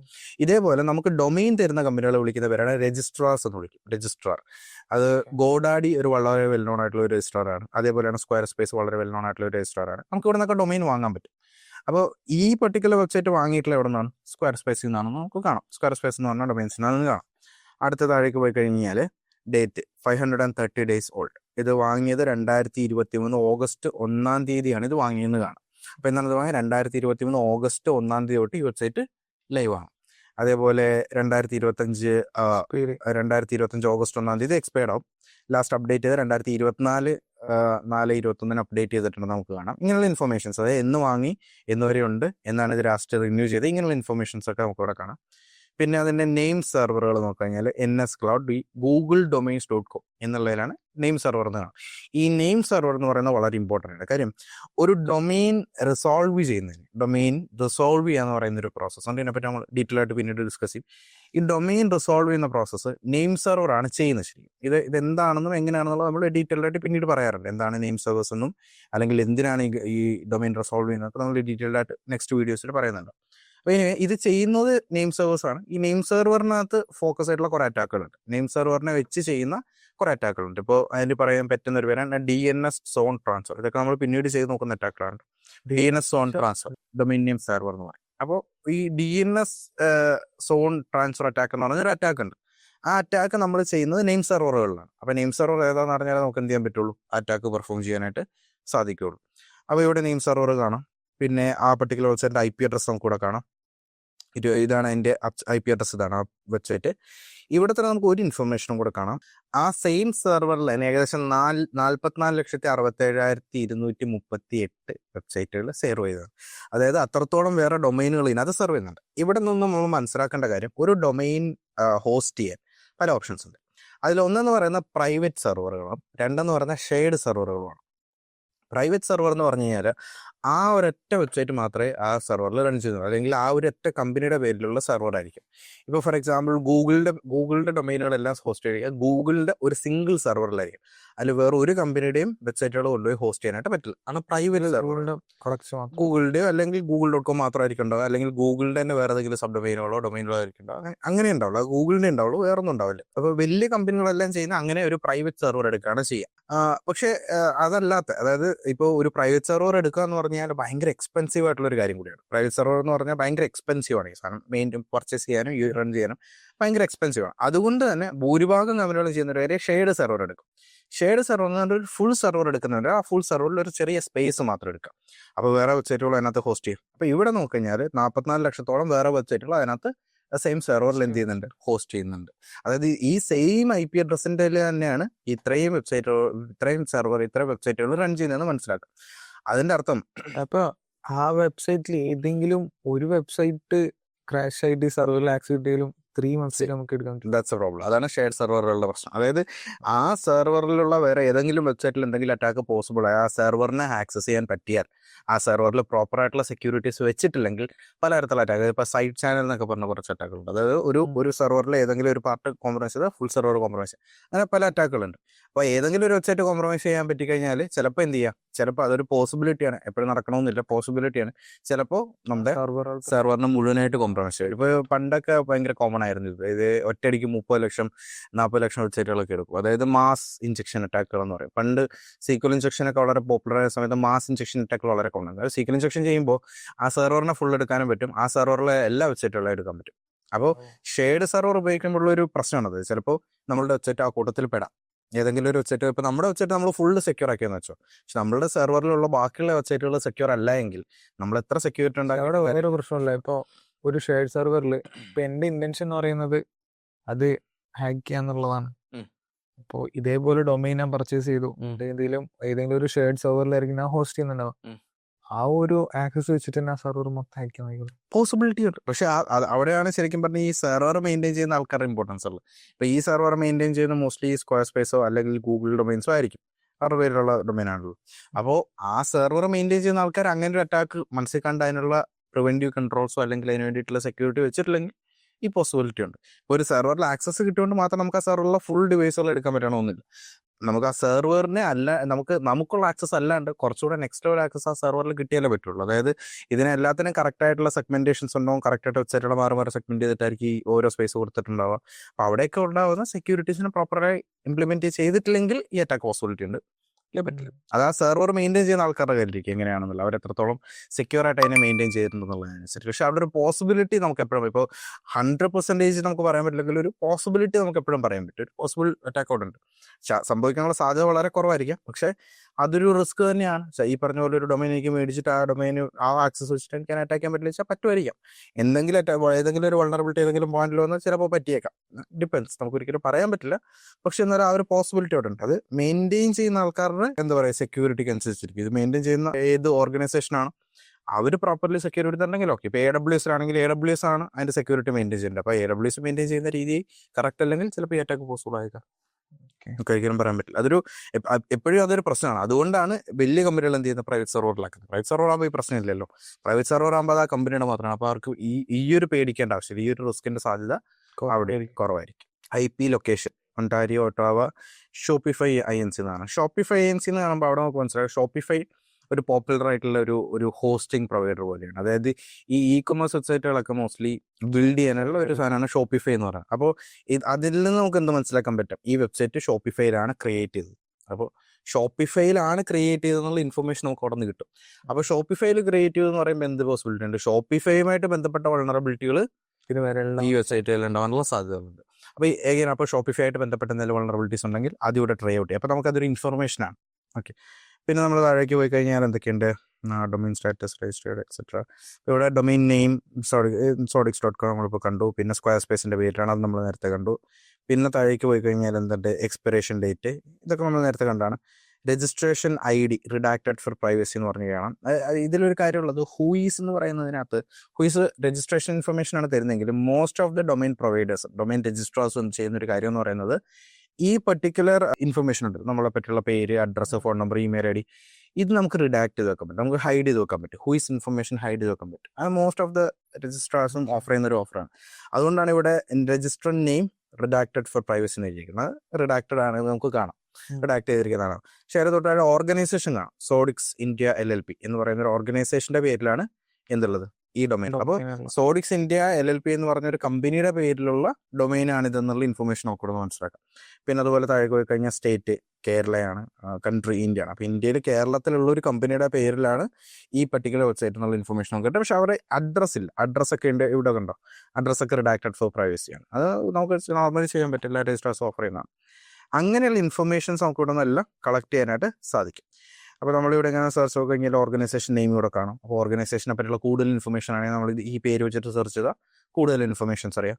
അപ്പോൾ ഇങ്ങനെ ദാറ്റ്സ് എ പ്രോസസ്. ഇങ്ങനെ നമുക്ക് ഇതേപോലെ ലെറ്റ്സ് ട്രൈ അനദർ വൺ. നമുക്ക് prototype.com നോക്കാം. ഇതേപോലെ പ്രോട്ടോടൈപ്പിനെ പറ്റിയുള്ള എന്തൊക്കെ ഇൻഫർമേഷൻസ് നമ്മൾ നോക്കാം. അപ്പോൾ prototype.com നോക്കി കഴിഞ്ഞാൽ നമുക്ക് ഇവിടെ എന്ത് കാണാം, ഗോഡാഡി എന്നാണ് പർച്ചേസ് ചെയ്യിക്കുന്ന ഇൻഫർമേഷൻ കാണാം. അപ്പോൾ മറ്റേത് സ്ക്വയർ സ്പേസ് ആയിരുന്നു, ഇവിടെ ഗോഡാഡിയാണ്. രജിസ്റ്റർ നമ്മൾ എവിടെ നിന്നാണ് പർച്ചേസ് ചെയ്തെന്ന് പറയുന്നത്, ഇവിടെ 3351 സോൾഡ് ആണ്. ഇത് വാങ്ങിയത് 2015 വാങ്ങിയ ഡൊമൈനാണ്. ഇത് 2015 തൊട്ട് ഡൊമൈൻ ഉണ്ടെന്ന് കാണാം. ഇത് പിന്നെ ഉള്ളത് ഹോസ്റ്റർ ഓൺ എ ഡെഡിക്കേറ്റഡ് സെർവർ. മറ്റേത് ഷെയർഡ് സെർവർ ആയിരുന്നു, ഇത് ഡെഡിക്കേറ്റഡ് പ്രൈവറ്റ് സെർവറാണ്. ഡെഡിക്കേറ്റഡ് സെർവർ എന്ന് പറഞ്ഞാൽ പ്രൈവറ്റ് സെർവറാണ്. അപ്പോൾ ഇതൊരു പ്രൈവറ്റ് സെർവർ ആണെന്നാണ്. അപ്പോൾ ഇവിടെ വേറെ ഒന്നും ഉണ്ടാവില്ല, അവിടെ ഇത് മാത്രമേ ഉണ്ടാവുള്ളൂ, ഈ ഒരൊറ്റ പർട്ടിക്കുലർ വെബ്സൈറ്റ് മാത്രമേ. .comന്റെ സൈറ്റുകൾ, അതിന്റെ സബ് ഡൊമൈൻ, അതൊക്കെ ഇതിനകത്ത് ഉണ്ടാവും, അത് മാത്രമേ ഇതിനകത്ത് ഉണ്ടാവുള്ളൂ. മറ്റേത് ഷെയർഡ് ആയിരുന്നു, ഇവിടെ ഡെഡിക്കേറ്റഡ് എന്നാണ്. അതൊരു മേജർ ആയിട്ടുള്ള ഡിഫറൻസ്. പിന്നെ ഇത് ഡിജിറ്റൽ ഓഷ്യനിലാണ്. ഡിജിറ്റൽ ഓഷ്യൻ വളരെ വെൽ നോൺ ആയിട്ടുള്ള ഒരു സെർവർ സർവീസ് പ്രൊവൈഡറാണ്. ഈ AWS GCP ഒക്കെ പോലെ ഡിജിറ്റൽ ഓഷ്യനും നമുക്ക് പ്രൈവറ്റ് ആയിട്ട് സെർവർ വാങ്ങാൻ പറ്റുന്ന സ്ഥലമാണ്. അങ്ങനെ prototype.com കാണാം. പിന്നെ നേരത്തെ കാണിച്ച ഇൻഫർമേഷൻസ് ഒക്കെ കഴിഞ്ഞാൽ ഇവിടെ നോക്കിക്കഴിഞ്ഞാൽ നമുക്കൊരു ഡിഫറൻസ് ഉണ്ട്. ഇവിടെ നോക്കിക്കഴിഞ്ഞാൽ നമുക്ക് എന്ത് കാണാം, രജിസ്ട്രേഷൻ ഇൻഫർമേഷൻ കാണാം. പക്ഷേ നമ്മൾ കാണുന്ന ഇൻഫർമേഷൻ എന്താ നോക്കി, നമ്മൾ കാണുന്ന information registration name, registration private, organisation, domain by proxy LLC, street address എല്ലാം ഉണ്ട് അല്ലേ. പക്ഷേ ഈ കാണുന്ന ഇൻഫർമേഷൻ പ്രോട്ടോടൈപ്പിൻ്റെ അല്ല, ഇത് വേറൊരു തേർഡ് പാർട്ടിയുടെയാണ്. അതായത് ഈ രജിസ്ട്രാർസ് ഓഫർ ചെയ്യുന്ന വേറൊരു സർവീസ് എന്ന് പറയുന്നത് നമ്മളുടെ രജിസ്ട്രേഷൻ ഇൻഫർമേഷൻ ഡയറക്ട്ലി കാണിച്ചു കൊടുക്കാതെ ഒരു തേർഡ് പാർട്ടിയുടെ ഇൻഫർമേഷൻ. ഇത് ഡെഡിക്കേറ്റഡ് സർവീസിന് മാത്രം അതോ മിക്ക സെർവറിനും ഇത് എടുക്കാം, പർച്ചേസ് ചെയ്യും, നമുക്ക് വേണമെങ്കിൽ എടുക്കാം, ഡസൻ മാറ്റർ. അതിപ്പോൾ ഗോഡാഡിയിൽ നിന്ന് പർച്ചേസ് ചെയ്യാൻ മോസ്റ്റ് ഓഫ് ദ വെബ്സൈറ്റുകളുടെ ഇൻഫർമേഷൻ ഇങ്ങനെ തന്നെ ആയിരിക്കാനാണ് പതിവ്.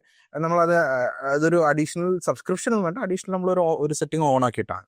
അപ്പോൾ ഇവിടെ നേരത്തെ നമ്മൾ കണ്ട വെബ്സൈറ്റിനെ സംബന്ധിച്ചിടത്തോളം, നമ്മളിപ്പോൾ നേരത്തെ കണ്ട വെബ്സൈറ്റ് നോക്കിക്കഴിഞ്ഞാൽ ഇവിടെ നോക്കിക്കഴിഞ്ഞാൽ നമുക്ക് ഇവിടെയാണ് നമ്മൾ നേരത്തെ കണ്ട സോഡിക്സിൻ്റെ LLP എന്നുള്ളത്. ഇവിടെ നോക്കിക്കഴിഞ്ഞാൽ നമുക്ക് കാണാൻ പറ്റുന്ന ഒരു ഇൻഫർമേഷൻ എന്താ നോക്കി, ഇവിടെ നോക്കിക്കഴിഞ്ഞാൽ ഇവിടെ രജിസ്ട്രേഷൻ ഓർഗനൈസേഷൻ എന്ന് പറഞ്ഞ് ഇത്ര ഇൻഫർമേഷൻ ഉണ്ട്. ഇവിടെ directly registration organisation same information തന്നെ നോക്കിയാൽ ഒരു വ്യത്യാസം കണ്ടോ. ഇവിടെ ആ ഇൻഫർമേഷൻസ് കാണിക്കുന്നില്ല, ഒന്നും കാണിക്കുന്നില്ല. രണ്ടും ശരിക്കും പറഞ്ഞാൽ ഇൻഫർമേഷൻ കാണിച്ചു തരുന്നില്ല, പക്ഷെ രണ്ട് രീതിയിലാണ്. ഇത് ഇപ്പോൾ പ്രോട്ടോടൈപ്പിന്റെ കേസിൽ നമുക്കൊരു third party domain by proxy LLC എന്ന് പറഞ്ഞിട്ട് ഒരു ജസ്റ്റ് ഒരു പേരിന് ഒരു കമ്പനിയുടെ പേരും അവരുടെ ഇൻഫർമേഷനും.